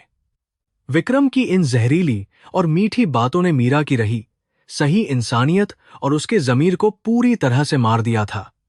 वह अब विक्रम की कठपुतली बनकर उसके हर इशारे पर नाचने के लिए बिल्कुल तैयार हो चुकी थी। मीरा का यह नया और खौफनाक रूप देखकर राजन को अब उस पर प्यार नहीं बल्कि एक गहरी दया और घिन आने लगी थी। सत्ता, पैसा और विक्रम के उस काले प्रभाव ने मीरा को एक ऐसी क्रूर और संवेदनहीन राक्षसी में बदल दिया था जो अपने स्वार्थ के लिए किसी भी हद तक जा सकती थी। उसने भारतीय समाज के उन सभी पारंपरिक और नैतिक मूल्यों को पूरी तरह से कुचल दिया था जिन्हें राजन ने हमेशा बहुत ही पवित्र मानकर पूजा था। अब उस बंगले में ना तो कोई भगवान की मूर्ति थी और न ही किसी के दिल में कोई दया भाव बचा था। वहां सिर्फ और सिर्फ दौलत और भयंकर भ्रष्टाचार का नंगा नाच खुलेआम चल रहा था। एक दिन जब राजन की बर्दाश्त की सारी सीमाएं टूट गईं, तो उसने हिम्मत जुटाकर मीरा का रास्ता रोक लिया। उसने रोते हुए मीरा से पूछा कि आखिर वह उसके साथ ऐसा जानवरों जैसा क्रूर व्यवहार क्यों कर रही है, जबकि उसने अपना पूरा जीवन और अपना खून पसीना उस पर न्योछावर कर दिया था। मीरा ने बहुत ही तिरस्कार और नफरत भरी नजरों से राजन की तरफ देखा और चिल्लाते हुए बोली कि उसे राजन के उस अनपढ़ गंवारपन और उसके पसीने की बदबू से बहुत भयंकर घिन आती है। उसने कहा कि राजन का अस्तित्व ही उसकी इस चमचमाती जिंदगी के चेहरे पर एक बहुत बड़ा और बदसूरत दाग है जिसे वह बर्दाश्त नहीं कर सकती। मीरा ने अपनी अलमारी से कुछ 1000 रुपये के नोटों की एक गड्डी निकाली और उसे राजन के मुंह पर बहुत ही जोर से दे मारा। उसने पूरी बेशर्मी से कहा कि राजन ने उसकी पढ़ाई पर जो भी मामूली सा खर्च किया था वह यह पैसे रखकर अपना सारा कर्ज चुकता समझे। मीरा के इन जहरीले और नीच शब्दों ने राजन के उस महान और निस्वार्थ त्याग को केवल एक मामूली से आर्थिक लेन देन में बदलकर रख दिया था। राजन के पैरों तले जमीन खिसक गई।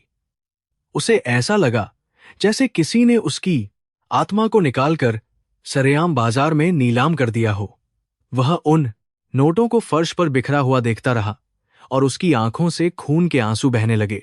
राजन ने धीरे से घुटनों के बल बैठकर उन बिखरे हुए रुपयों को नहीं, बल्कि अपने उस टूटे हुए विश्वास को देखा जो अब कभी जुड़ नहीं सकता था। वह खामोशी से रो रहा था। उसे आज यह बात बहुत अच्छी तरह से समझ में आ गई थी कि सिर्फ किताबी शिक्षा और ऊंचा पद किसी भी इंसान की आत्मा को महान नहीं बना सकते।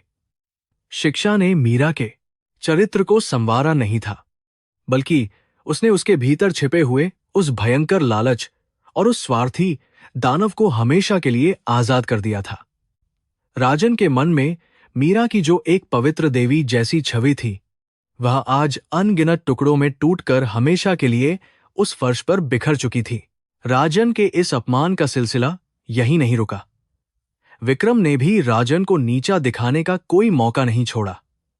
एक दोपहर जब विक्रम बंगले पर आया तो उसने जानबूझकर राजन को उस अंधेरे कमरे से बाहर बुलाया।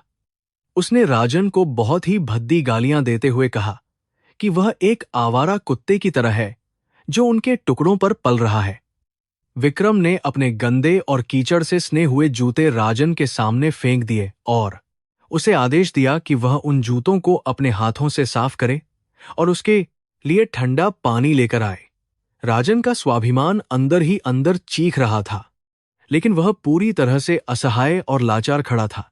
राजन ने बहुत ही बेबसी और दर्द भरी नजरों से मीरा की तरफ देखा, यह सोचकर कि शायद एक पत्नी होने के नाते वह इस भयानक अपमान का विरोध करेगी, लेकिन मीरा के चेहरे पर कोई भी दुहक या शर्मिंदगी नहीं थी। इसके विपरीत वह सोफे पर बैठकर विक्रम की इस नीच हरकत को देखकर बहुत ही कुटिलता से मुस्कुरा रही थी। उसकी वह शैतानी मुस्कान देखकर राजन के भीतर बची हुई उस आखिरी और बेहद कमजोर डोर का भी हमेशा के लिए अंत हो गया। उस एक पल ने राजन को यह पूरी तरह से समझा दिया था कि अब इस घर में उसका दम घुटने के अलावा और कोई भी भविष्य नहीं बचा है। यह जगह उसके लिए नर्क बन चुकी थी। उस रात राजन अपने सीलन भरे कमरे में फर्श पर बिछे एक बहुत ही पतले और फटे हुए गद्दे पर लेटा हुआ था। उसकी आंखों से नींद पूरी तरह से गायब हो चुकी थी। वह लगातार उस अंधेरी छत को घूर रहा था और उसे बनारस के वे दिन याद आ रहे थे जब वह आसमान के तारों के नीचे सोता था।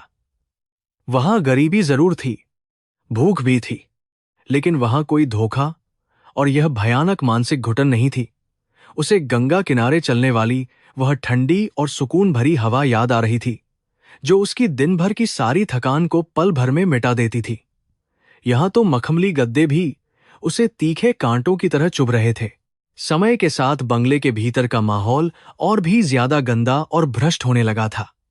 मीरा और विक्रम ने मिलकर पुलिस विभाग में अपनी ताकत का पूरी तरह से दुरुपयोग करना शुरू कर दिया था। वे दोनों अब सरेआम बड़े बड़े अपराधियों से लाखों रुपये की भारी रिश्वत लेते थे और बेकसूर और गरीब लोगों को झूठे मुकदमों में फंसाकर उनसे पैसे आंटते थे।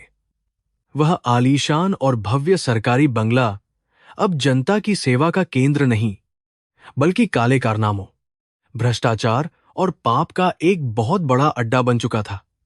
राजन उस बंद कमरे से इस सारी नैतिक गिरावट और इस भयानक पतन को बहुत ही खामोशी और गहरी निराशा के साथ महसूस कर रहा था। एक शाम राजन ने गलती से दरवाजे की दरार से मीरा और विक्रम को एक बहुत बड़े माफिया के साथ किसी भयानक सौदे पर बात करते हुए सुन लिया। वे लोग कुछ निर्दोष किसानों की जमीन हड़पने के लिए एक बहुत ही गहरी और खौफनाक साजिश रच रहे थे। यह सुनकर राजन का दिल दहल गया और उसकी रूह कांप उठी। उसे यह एहसास हुआ कि मीरा अब केवल एक धोखेबाज पत्नी ही नहीं रह गई है, बल्कि वह एक बहुत ही बड़ी और खतरनाक अपराधी बन चुकी है। उसके हाथों में अब बेगुनाह लोगों का खून और उनके आंसुओं का वह भयंकर पाप लग चुका था, जिसकी माफी उसे किसी भी जन्म में नहीं मिलने वाली थी। राजन ने अपने भीतर की सारी हिम्मत बटोरी और अगली सुबह मीरा के पास जाकर उसे इस भयंकर पाप के बारे में चेतावनी देने की कोशिश की। उसने हाथ जोड़कर मीरा से कहा कि वह गरीबों की हाय और उनके आंसुओं से डरे।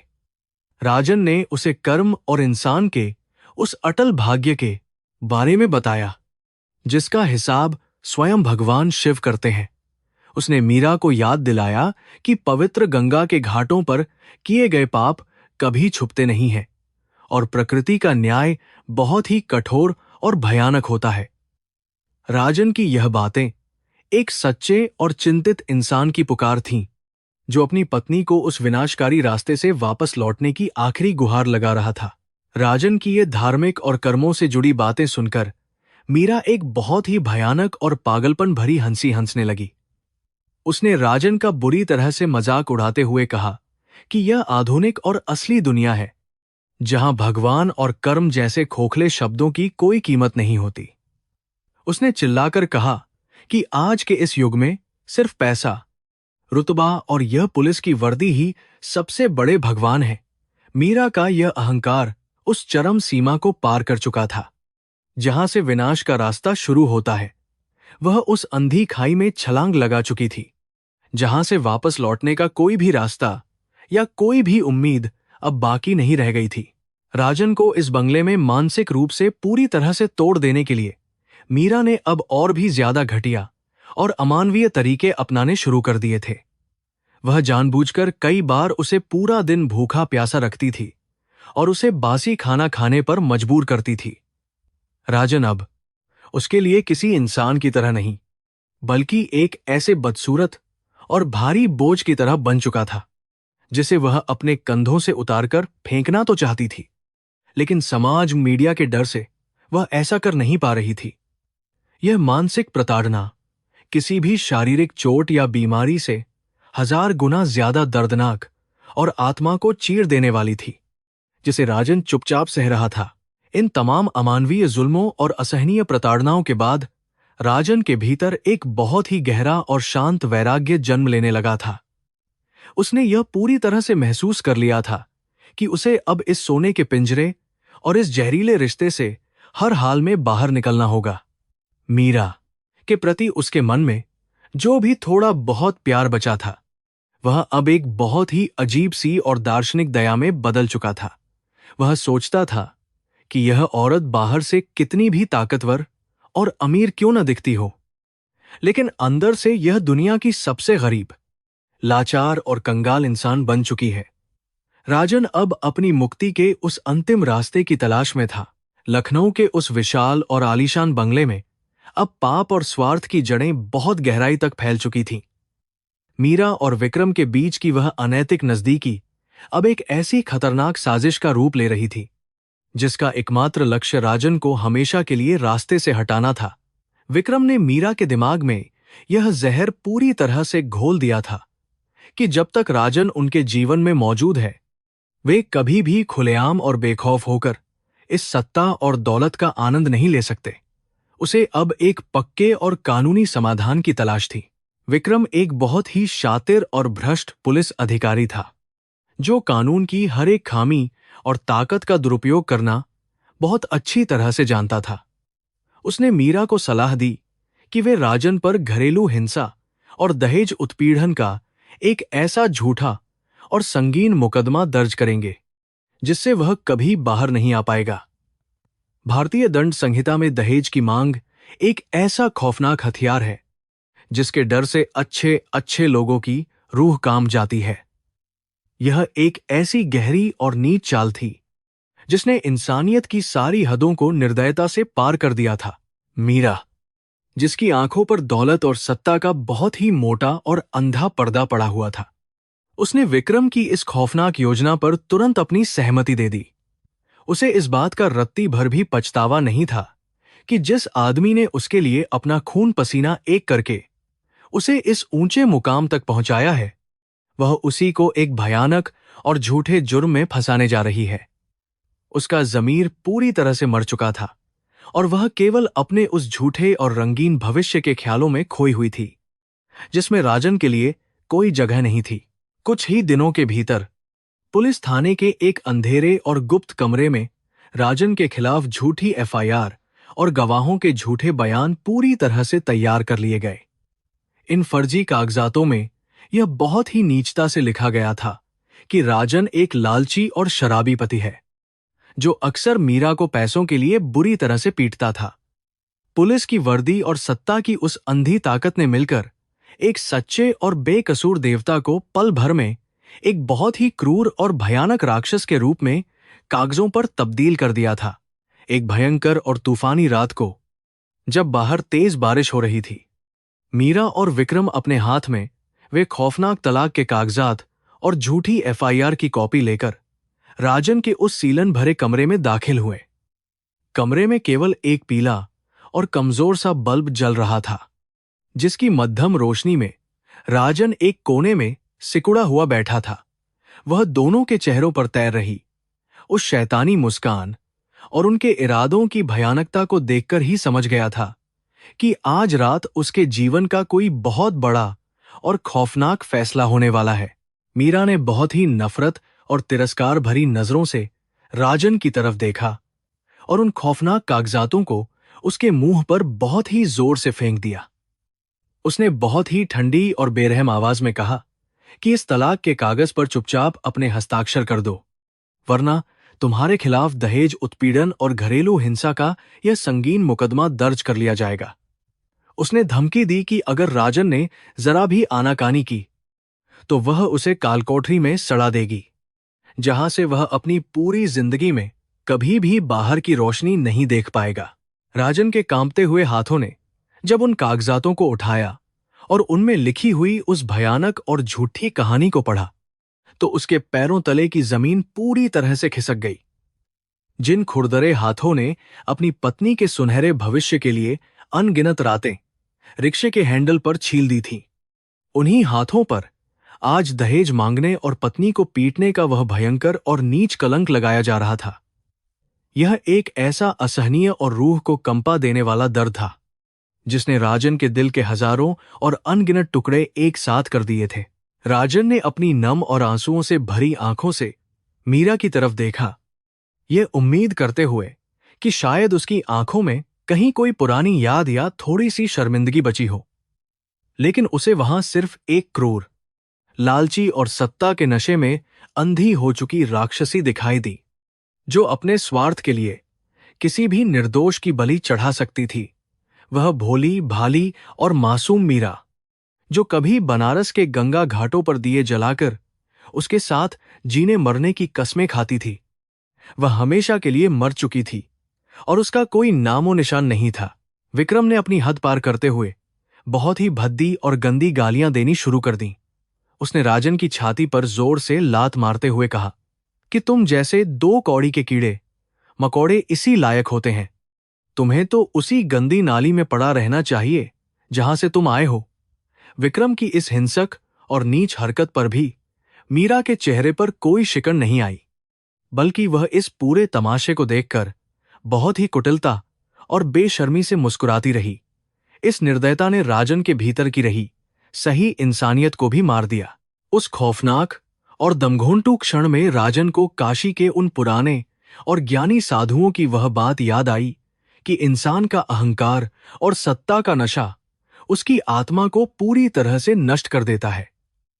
उसे समझ में आ गया कि अब इस गंदे और भ्रष्ट कीचड़ में बहस करने या अपने बेकसूर होने की गुहार लगाने का कोई भी फायदा नहीं है। ये दोनों लोग इंसानियत के हर उस पवित्र और नैतिक स्तर से बहुत नीचे गिर चुके थे, जहां सच या न्याय की कोई भी आवाज उनके बहरे कानों तक पहुंच सकती थी। राजन ने एक लंबी और बहुत ही गहरी सांस ली, जिसने उसके फेफड़ों में एक अजीब सी जलन पैदा कर दी। उसने वहां पड़ी हुई एक कलम को उठाया और बिना कोई सवाल किए, बिना कोई आंसू बहाए, उन झूठे और खौफनाक तलाक के कागजातों पर बहुत ही खामोशी से अपने हस्ताक्षर कर दिए। उस कलम की नोक कागज पर नहीं, बल्कि सीधे उसके दिल और उसकी आत्मा पर चल रही थी, जो उसके पूरे अस्तित्व और उसके जीवन भर के तप को एक ही झटके में पूरी तरह से मिटाकर राख कर रही थी। हस्ताक्षर करने के बाद राजन ने वे मनहूस कागज मीरा के पैरों के पास जमीन पर बहुत ही शांति से फेंक दिए। उसने मीरा की तरफ एक ऐसी दया और वैराग्य से भरी नजर से देखा, जो किसी भी तीखे शब्दों और भद्दी गालियों से 1000 गुना ज्यादा गहरी और चुभने वाली थी। उस नजर में यह साफ लिखा था कि राजन हार कर भी बहुत बड़ा और महान बन गया है, जबकि मीरा सब कुछ पाकर भी एक बहुत ही नीच और कंगाल औरत बनकर रह गई है, जिसे भगवान भी कभी माफ नहीं कर सकता। बिना एक भी शब्द बोले राजन उस अंधेरे और घुटन भरे कमरे से बाहर निकल आया, जहां उसने अपनी जिंदगी के सबसे भयानक और खौफनाक दिन एक लाचार कैदी की तरह गुजारे थे। विक्रम और मीरा उसे जाते हुए देखकर बहुत ही जोर जोर से और बेशर्मी से हंस रहे थे, जैसे उन्होंने दुनिया की कोई बहुत बड़ी और महान जंग जीत ली हो। लेकिन राजन के कानों में अब वह गंदी हंसी और वह शोर कोई असर नहीं कर रहा था, क्योंकि वह मानसिक रूप से इस भ्रष्ट और नीच दुनिया से बहुत दूर जा चुका था। बंगले के उस विशाल और लोहे के मुख्य द्वार से बाहर कदम रखते ही तेज और बर्फीली बारिश ने राजन के थके हुए शरीर को पूरी तरह से भिगो दिया। उसे अब यह बारिश बहुत ही ठंडी और सुकून देने वाली लग रही थी, जैसे गंगा का कोई पवित्र और निर्मल जल उसके शरीर से उस बंगले की सारी गंदगी और पाप को धो रहा हो। उसके पैरों में चप्पल तक नहीं थी और उसके कपड़े पूरी तरह से फट चुके थे, लेकिन फिर भी आज उसके कदमों में एक बहुत ही अजीब सी और सच्ची आजादी थी। लखनऊ की वे चौड़ी और सुनसान सड़कें आज रात बहुत ही डरावनी और खामोश लग रही थीं। राजन बारिश में पूरी तरह से भीगता हुआ और ठंड से बुरी तरह कांपता हुआ उन अनजान सड़कों पर किसी लावारिस इंसान की तरह भटक रहा था। उसे इस बात की बिल्कुल भी चिंता नहीं थी कि वह कहां जा रहा है और उसका क्या होगा। उसके दिल में एक बहुत ही गहरा और अजीब सा खालीपन आ गया था, जिसने उसकी सारी पुरानी यादों, उसके दर्द और उसके उन खूबसूरत सपनों को पूरी तरह से सुन्न करके रख दिया था। चलते चलते वह शहर के उस पुराने और गंदे रेलवे स्टेशन पर पहुंच गया, जहां से उसने कभी मीरा को पहली बार बड़े और सुनहरे सपनों के साथ लखनऊ भेजा था। आज वही स्टेशन उसकी सबसे भयानक और दर्दनाक बर्बादी का एक खामोश और निर्दयी गवाह बन चुका था। उसने स्टेशन के एक बेहद ठंडे और अंधेरे कोने में बैठकर अपने घुटनों में सिर दे दिया और पहली बार उसके सूखे हुए गले से एक बहुत ही दर्दनाक और दिल को चीर देने वाली चीख निकल पड़ी, जो उस भयंकर तूफान के शोर में कहीं दबकर रह गई। वह चीख उसके भीतर दबे हुए उस भयंकर ज्वालामुखी के फटने जैसी थी, जिसने उसकी आत्मा को पूरी तरह से झकझोर कर रख दिया था। वह फूट फूट कर रो रहा था, लेकिन यह आंसू उसके खुद के दर्द के लिए नहीं थे, बल्कि उस विश्वास और उस पवित्र प्रेम की दर्दनाक मौत के लिए थे, जिसे उसने एक देवता की तरह पूजा था। उसने अपना पूरा जीवन और अपना अस्तित्व एक औरत की सफलता के लिए मिटा दिया था, और बदले में उसे सिर्फ बेइज्जती, गंदी गालियां और इस भयानक अकेलेपन का वह काला और खौफनाक जहर मिला था। सुबह की पहली और धुंधली किरण के साथ बनारस जाने वाली एक बेहद पुरानी और खटारा ट्रेन प्लेटफॉर्म पर आकर रुकी। राजन एक चलती फिरती और बेजान लाश की तरह उस ट्रेन के जनरल डिब्बे में चढ़ गया और फर्श पर एक कोने में चुपचाप बैठ गया। ट्रेन जब धीरे धीरे लखनऊ शहर को पीछे छोड़ रही थी, तो राजन को ऐसा महसूस हो रहा था जैसे वह किसी भयंकर और खौफनाक नरक से हमेशा के लिए बाहर निकल रहा है। यह शहर अब उसके लिए एक ऐसी भयानक कब्र बन चुका था, जिसमें उसके सारे पवित्र सपने दफन थे। रास्ते भर ट्रेन के पहियों की वह लगातार गड़गड़ाहट उसके कानों में उस झूठे और खौफनाक मुकदमे के शब्दों को बार बार दोहरा रही थी। वह सोच रहा था कि इंसान दौलत और ताकत की अंधी भूख में किस कदर अंधा और निर्दयी हो जाता है कि वह अपने सबसे करीबी और सच्चे रिश्तों का भी सरेआम गला घोंट देता है। मीरा का वह क्रूर और राक्षसी चेहरा बार बार उसकी आंखों के सामने आ रहा था, जिसने उसे यह बात बहुत अच्छी तरह से समझा दी थी कि इस स्वार्थी दुनिया में निस्वार्थ और सच्चा प्रेम सबसे बड़ा मूर्खतापूर्ण अपराध है। कई घंटों के लंबे और थका देने वाले सफर के बाद जब ट्रेन बनारस स्टेशन पर पहुंची, तो शाम होने लगी थी। राजन जब उस स्टेशन से बाहर निकला, तो उसे वहां की हवा में एक अजीब सा अपनापन और सुकून महसूस हुआ। यह वही शहर था जिसने उसे जन्म दिया था, जिसने उसके संघर्षों को देखा था और जो कभी भी उसके साथ धोखा नहीं कर सकता था। घाटों की तरफ जाते हुए उसे उन पुरानी और संकरी गलियों में अपने ही वे पुराने और मासूम कदमों के निशान दिखाई दे रहे थे, जो कभी उम्मीदों से भरे हुए थे। वह सीधा गंगा नदी के उस पवित्र और शांत घाट की तरफ चला गया, जहां अनगिनत चिताएं जल रही थीं और राख हवा में उड़ रही थी। उसने उस जलती हुई आग और उठते हुए धुएं को बहुत ही ध्यान और वैराग्य से देखा। उसे यह बात बहुत ही गहराई से समझ में आ गई कि इंसान का यह अहंकार, यह दौलत और यह झूठी सत्ता एक दिन इसी राख में मिल जानी है। जीवन की नश्वरता का यह कड़वा और कठोर सत्य आज उसके सामने पूरी तरह से नंगा और स्पष्ट होकर खड़ा हो गया था। राजन ने धीरे धीरे अपने कपड़े उतारे और गंगा के उस ठंडे और पवित्र जल में एक बहुत ही लंबी और गहरी डुबकी लगाई। वह पानी की गहराई में जाकर अपने सारे दुखों, उस भयानक धोखे और लखनऊ की उस खौफनाक याद को हमेशा के लिए धो देना चाहता था। जब वह पानी से बाहर आया तो उसके चेहरे पर कोई भी गुस्सा, नफरत या बदला लेने की कोई भी भयानक आग नहीं बची थी। वह पूरी तरह से एक शांत, खाली और वैरागी इंसान में तब्दील हो चुका था, जिसने दुनिया के सारे झूठे मोह और माया को त्याग दिया था। घाट की उन ठंडी और गीली सीढ़ियों पर बैठकर राज ने आसमान की तरफ देखा और अपने दोनों हाथ जोड़ लिए। उसने भगवान विश्वनाथ से प्रार्थना की कि वे उसे अब इस साधारण और गरीबी भरे जीवन में एक सच्ची शांति और सुकून प्रदान करें। उसे अब किसी से कोई भी शिकायत नहीं थी, क्योंकि वह जानता था कि कर्म का वह महान और अदृश्य पहिया अपनी गति से घूमता रहता है। मीरा ने जो भयंकर और नीच पाप किए हैं, उनका कठोर और भयानक फल एक दिन प्रकृति उसे जरूर देगी, क्योंकि भगवान के घर में कोई अंधेर नहीं है। बनारस की उन पुरानी गलियों में राजन ने जीवन की नई शुरुआत की। उसने किराए का पुराना रिक्शा लिया और सुबह काम पर निकल पड़ता था। उसके चेहरे पर अब दुख नहीं, बल्कि एक गहरी आध्यात्मिक शांति का वास था। वह दिन भर कड़ी मेहनत करता और जो पैसे मिलते उनसे खुशी से अपना पेट भर लेता। काशी के पवित्र घाटों और गंगा की लहरों ने उसके सारे घावों को पूरी तरह भर दिया था। वह अब किसी भी सांसारिक मोह और लालच से मुक्त होकर एक सच्चे निस्वार्थ कर्मयोगी की तरह अपना साधारण जीवन व्यतीत कर रहा था। राजन अक्सर रात के समय दशाश्वमेध घाट की सीढ़ियों पर बैठकर बहते हुए जल को खामोशी से निहारता रहता था।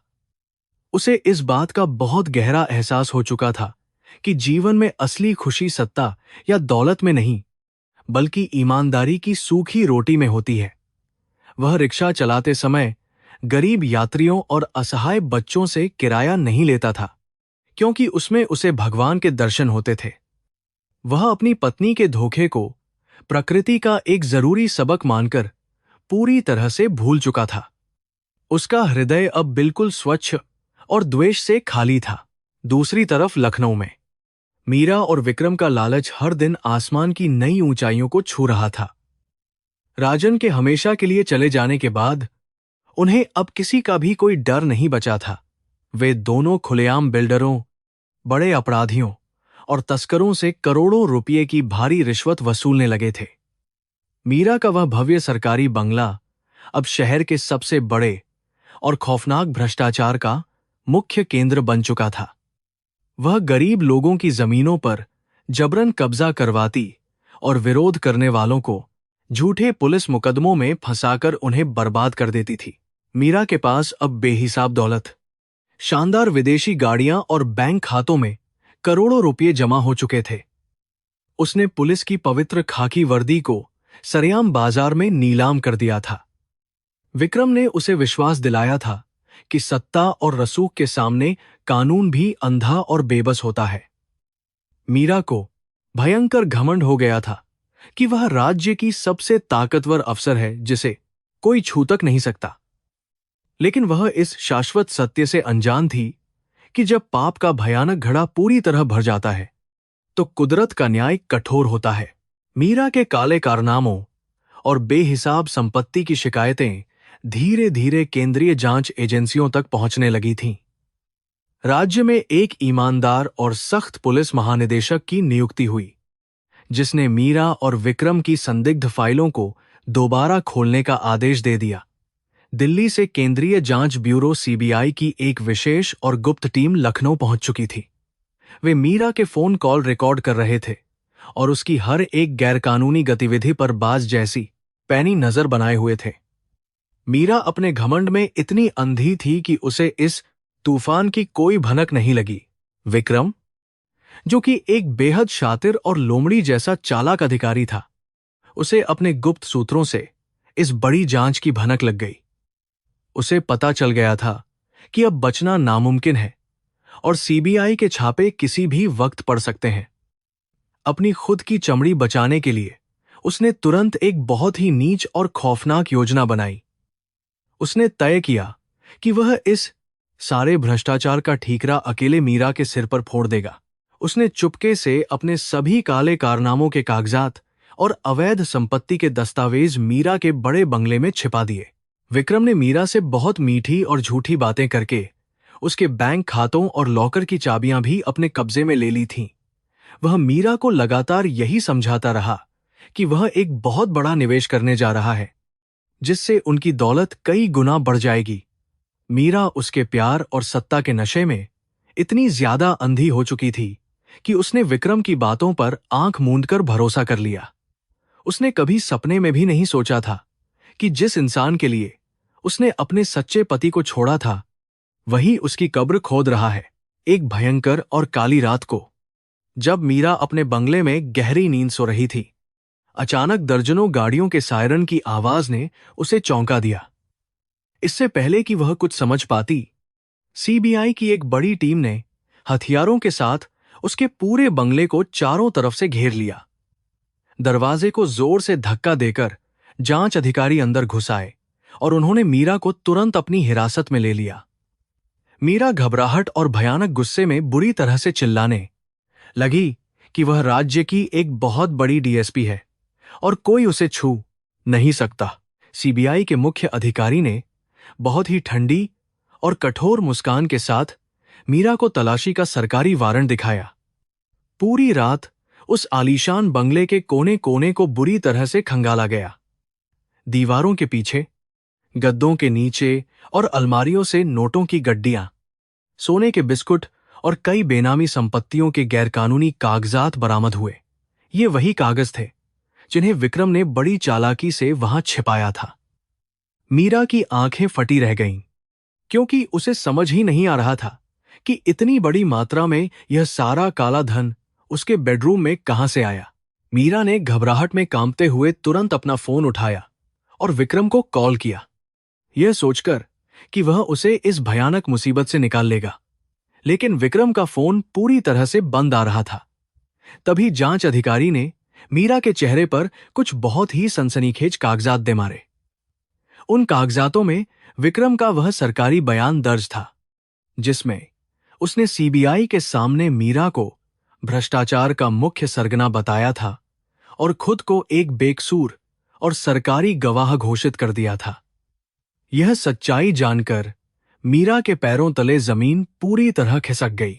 मीरा वहीं जमीन पर गिर पड़ी और पागलों की तरह जोर जोर से रोने लगी।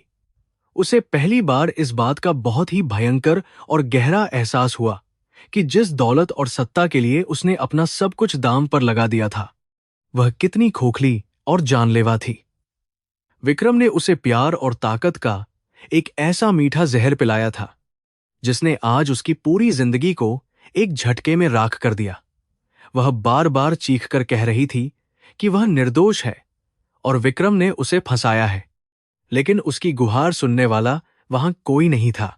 अगली सुबह अखबारों के पहले पन्ने और टीवी चैनलों पर केवल मीरा की ही गिरफ्तारी की बड़ी बड़ी खबरें छाई हुई थीं। जो मीडिया कल तक उसे एक महान और आदर्श पुलिस अफसर बता रहा था, आज वही उसे राज्य की सबसे भ्रष्ट और लालची राक्षसी साबित करने में लगा था। उसके बंगले के बाहर आम जनता और उन बेबस किसानों की भारी भीड़ जमा हो गई थी, जिनकी जमीनें उसने बड़ी ही बेरहमी से हड़प ली थीं।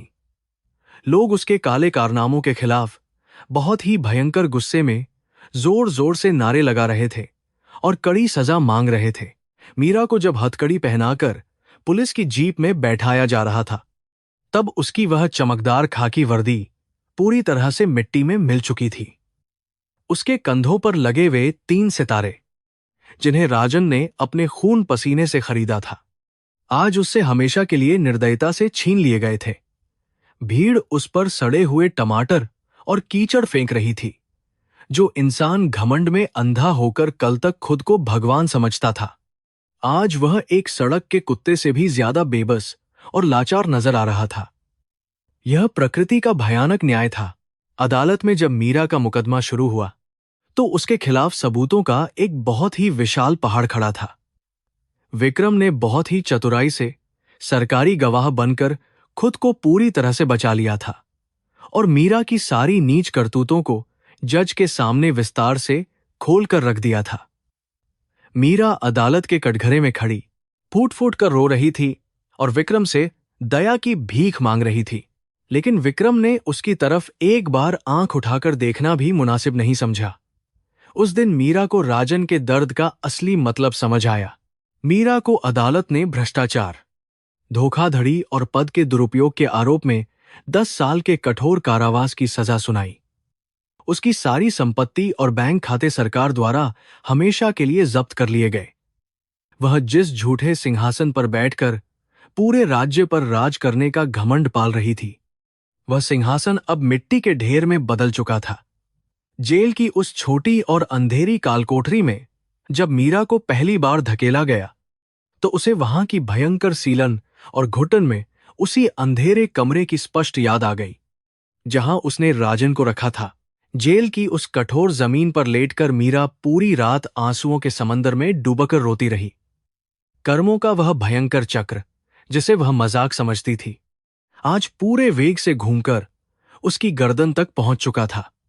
उसे राजन की वह आखिरी चेतावनी बार बार याद आ रही थी कि गरीबों की हाय और पाप का घड़ा इंसान को एक दिन जरूर डुबो देता है।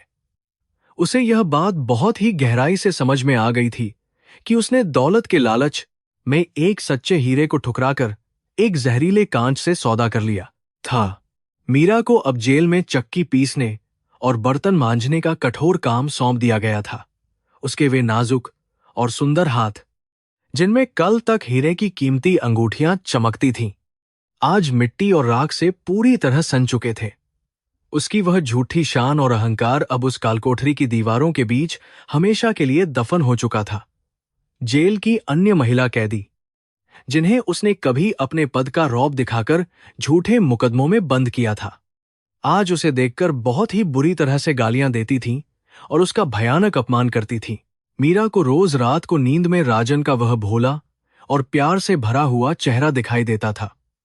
वह सपने में देखती कि राजन उसे उस अंधेरी और डरावनी खाई से बाहर निकालने के लिए अपना हाथ आगे बढ़ा रहा है, लेकिन जैसे ही वह उसका हाथ पकड़ने की कोशिश करती, विक्रम का वह खौफनाक और शैतानी चेहरा सामने आ जाता था और उसे वापस उसी काले दलदल में धक्का दे देता था।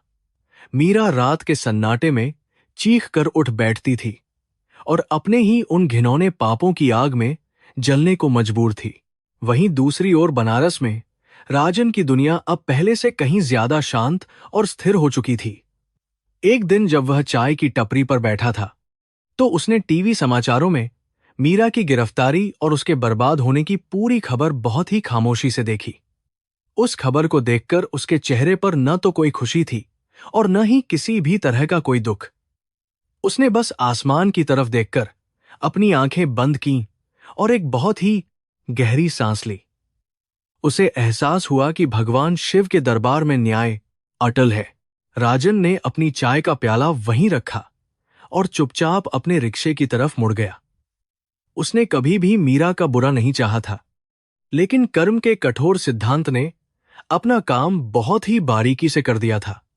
मीरा ने जो गंदा बीज बोया था, आज वह उसी की भयंकर और जहरीली फसल काटने को मजबूर थी। राजन अब अपनी उस पुरानी जिंदगी में एक ऐसे साधु की तरह रम गया था, जिसे न तो किसी के आने की खुशी थी और न जाने का कोई दुख। चक्र पूरी तरह से अपनी जगह पर आ चुका था। समय बहुत ही तेजी से बीत रहा था और जेल की उन ऊंची और मोटी दीवारों के पीछे मीरा अपनी जवानी और अपनी सुंदरता को तेजी से खोती जा रही थी। हर गुजरते दिन के साथ उसके भीतर का वह अहंकार और झूठा गुरूर पूरी तरह से टूटकर बिखर रहा था। उसे अब समझ में आ रहा था कि एक साधारण और गरीब इंसान की ईमानदारी दुनिया की किसी भी दौलत से ज्यादा कीमती होती है। वह हर दिन भगवान से सिर्फ एक ही प्रार्थना करती थी कि उसे मरने से पहले राजन से माफी मांगने का मौका मिले। 10 साल का वह भयंकर और लंबा कारावास मीरा के लिए किसी अंतहीन नर्क से बिल्कुल भी कम नहीं था। इन 10 सालों में दुनिया पूरी तरह से बदल चुकी थी, लेकिन मीरा के मन में केवल एक ही छवि रुकी हुई थी, और वह थी उस महान रिक्शा चालक की। जब उसकी सजा पूरी होने का दिन करीब आया, तो उसके पास न तो कोई पैसा था और न ही कोई ऐसा अपना था जो उसे लेने के लिए जेल के बाहर खड़ा हो। वह पूरी तरह से टूटी हुई एक बेसहारा औरत बन चुकी थी। 10 साल के भयंकर कारावास के बाद जब जेल के भारी दरवाजे खुले, तो मीरा कमजोर कदमों से बाहर निकली। तेज रोशनी उसकी थकी हुई आंखों में बुरी तरह से चुभ रही थी। उसके शरीर पर कोई चमकदार वर्दी नहीं, बल्कि एक बेहद पुरानी सूती साड़ी थी। उसके चेहरे का सारा झूठा अहंकार उन काली दीवारों के पीछे हमेशा के लिए दफन हो चुका था। जेल के बाहर उसका स्वागत करने के लिए कोई भी इंसान या गाड़ी मौजूद नहीं थी। वह पूरी तरह बेसहारा होकर उस लंबी सड़क पर अकेली खड़ी थी। लखनऊ की चमचमाती सड़कों पर चलते हुए उसे अपनी पुरानी सत्ता और वह आलीशान बंगला याद आ रहा था, जिसे उसने घमंड में खो दिया था। विक्रम के भयानक धोखे का गहरा घाव उसके दिल में अभी भी रिस रहा था। उसके पास न तो कोई पैसा था और न ही समाज में कोई पहचान बची थी। उसके भीतर केवल भयंकर पश्चाताप की आग जल रही थी। उसने भारी मन से यह फैसला किया कि वह अब सीधे बनारस जाएगी और राजन के पैरों में गिरकर अपने उन सभी जघन्य पापों की पूरी सच्चाई के साथ माफी मांगेगी। किसी तरह कुछ पैसे मांगकर उसने बनारस जाने वाली एक साधारण पैसेंजर ट्रेन का टिकट खरीदा। ट्रेन के उस गंदे और भीड़ भरे डिब्बे में फर्श पर बैठते ही उसे वह पुराना दिन याद आ गया, जब राजन ने अपनी सारी जमा पूंजी देकर उसे सुनहरे सपनों के साथ लखनऊ भेजा था। तब उसकी आंखों में एक मासूम चमक थी, लेकिन आज उन आंखों में केवल आंसुओं का भारी समंदर भरा हुआ था। ट्रेन के पहियों की हर आवाज उसके दिल पर हथौड़े की तरह चोट कर रही थी और उसे उसके नीच कर्मों की लगातार याद दिला रही थी। जब ट्रेन बनारस पहुंची, तो शाम का धुंधलका धीरे धीरे शहर को अपने आगोश में ले रहा था। गंगा के पावन घाटों पर बजने वाली घंटियों की आवाज और पुजारियों के मंत्रोच्चार से पूरा वातावरण गूंज रहा था। यह वही शहर था जिसे उसने अपनी झूठी शान और सत्ता के अहंकार में आकर पीछे छोड़ दिया था। आज वही शहर उसे एक दयालु मांग की तरह वापस अपनी गोद में बुला रहा था। वह अपने थके हुए कदमों से उन पुरानी और संकरी गलियों में राजन को ढूंढने लगी। उसे उम्मीद थी कि शायद महादेव उसकी इस आखिरी पुकार को सुनेंगे। दशाश्वमेध घाट की सीढ़ियों के पास पहुंचकर अचानक मीरा के कदम जड़ हो गए। उसने सामने देखा कि एक बेहद कमजोर इंसान अपने पुराने रिक्शे को खींच रहा था। उसके बाल सफेद हो चुके थे और चेहरे पर गहरी झुर्रियां पड़ गई थीं, लेकिन आंखों में एक अलौकिक शांति चमक रही थी। वह कोई और नहीं बल्कि उसका पति राजन था। वह अपने रिक्शे में बस्ती के कुछ गरीब और अनाथ बच्चों को बैठाकर उन्हें मुफ्त में घाट की सैर करवा रहा था। उसके चेहरे पर एक बहुत ही प्यारी और निस्वार्थ मुस्कान पूरी तरह से खिली हुई थी। राजन की शांत अवस्था को देखकर मीरा के सीने में भयंकर दर्द उठा। उसे सच्चाई समझ में आ गई कि उसने दौलत की अंधी दौड़ में एक ऐसे देवता को ठुकरा दिया था जिसकी आत्मा गंगा के जल से भी ज्यादा निर्मल थी।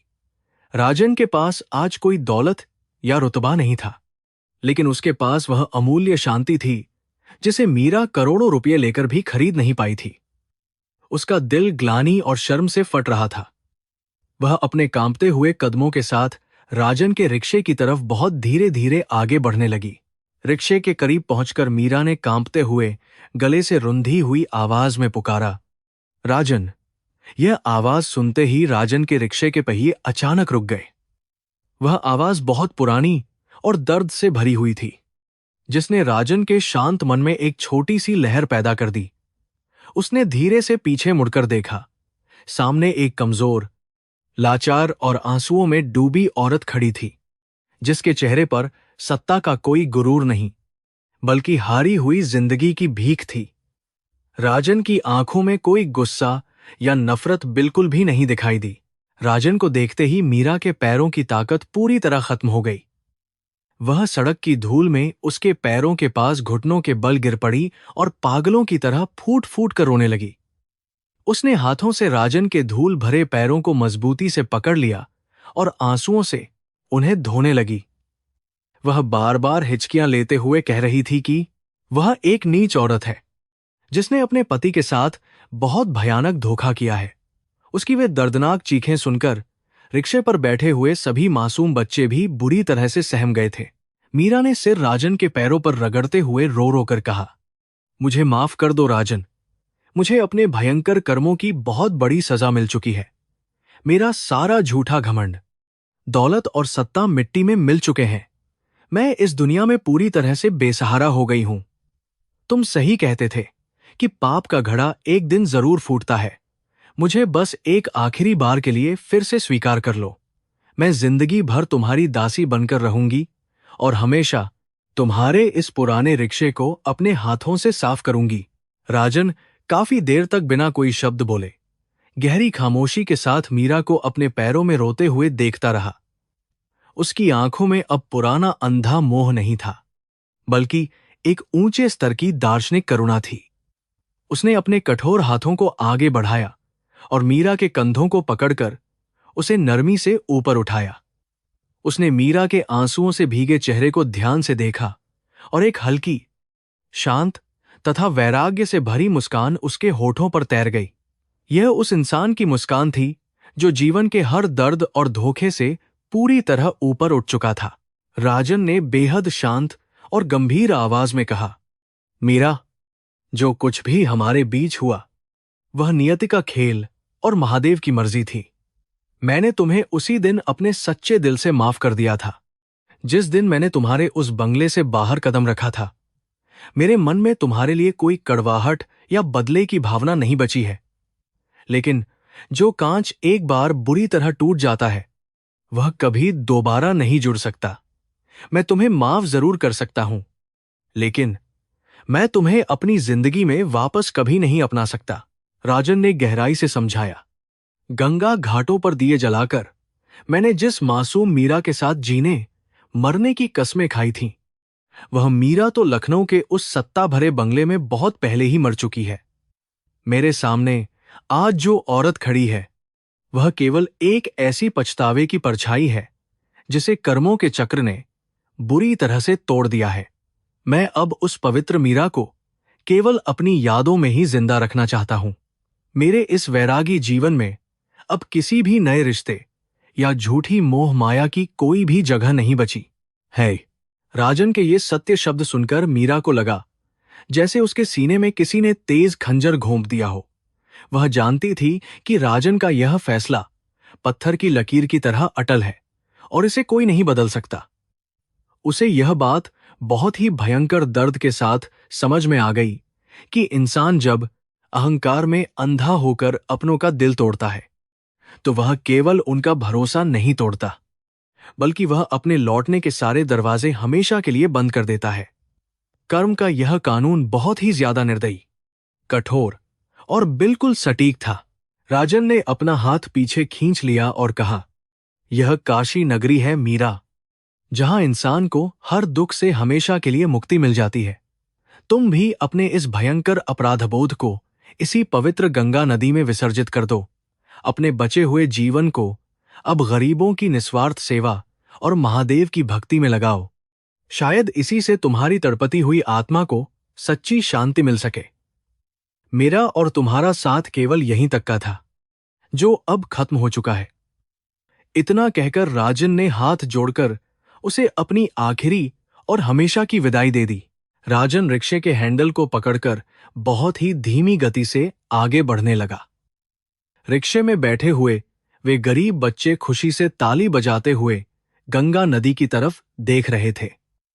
मीरा वहीं सड़क की धूल में घुटनों के बल बैठी हुई अपनी आंसुओं भरी दृष्टि से उस महान इंसान को दूर जाते हुए देखती रही।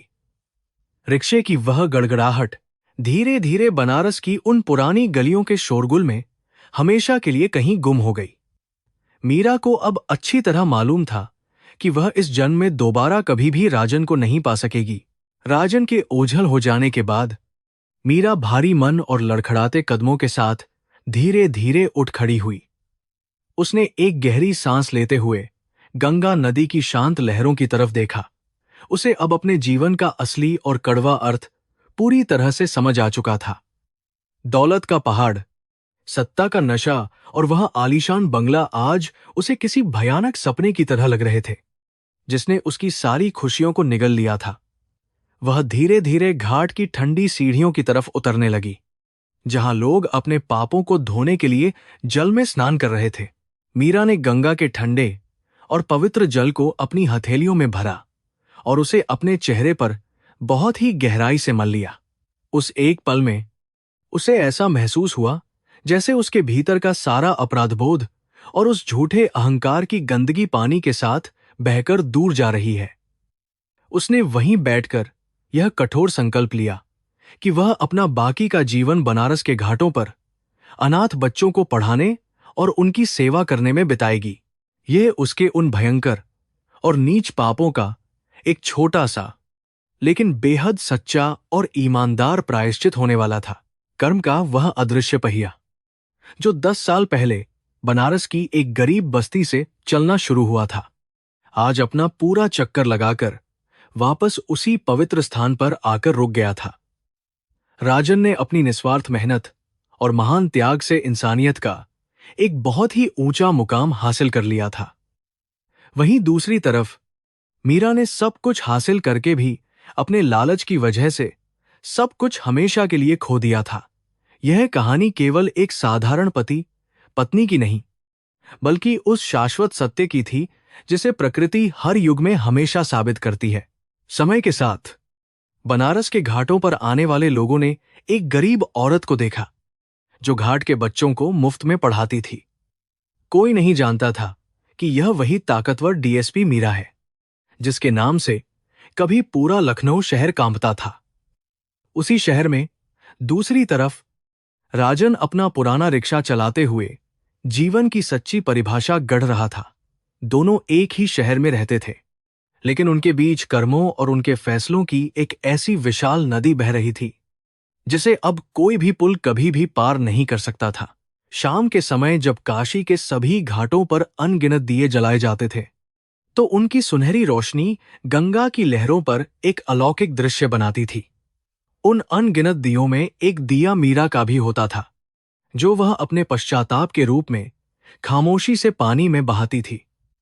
उसी बहते हुए दिए को दूर से देखकर राजन बस एक हल्की सी मुस्कान के साथ अपने रिक्शे को आगे बढ़ा देता था। यह प्रेम की दर्दनाक लेकिन पवित्र परिणति थी, जिसमें हारने वाला सब कुछ जीत गया था और जीतने वाली सब कुछ हार गई थी।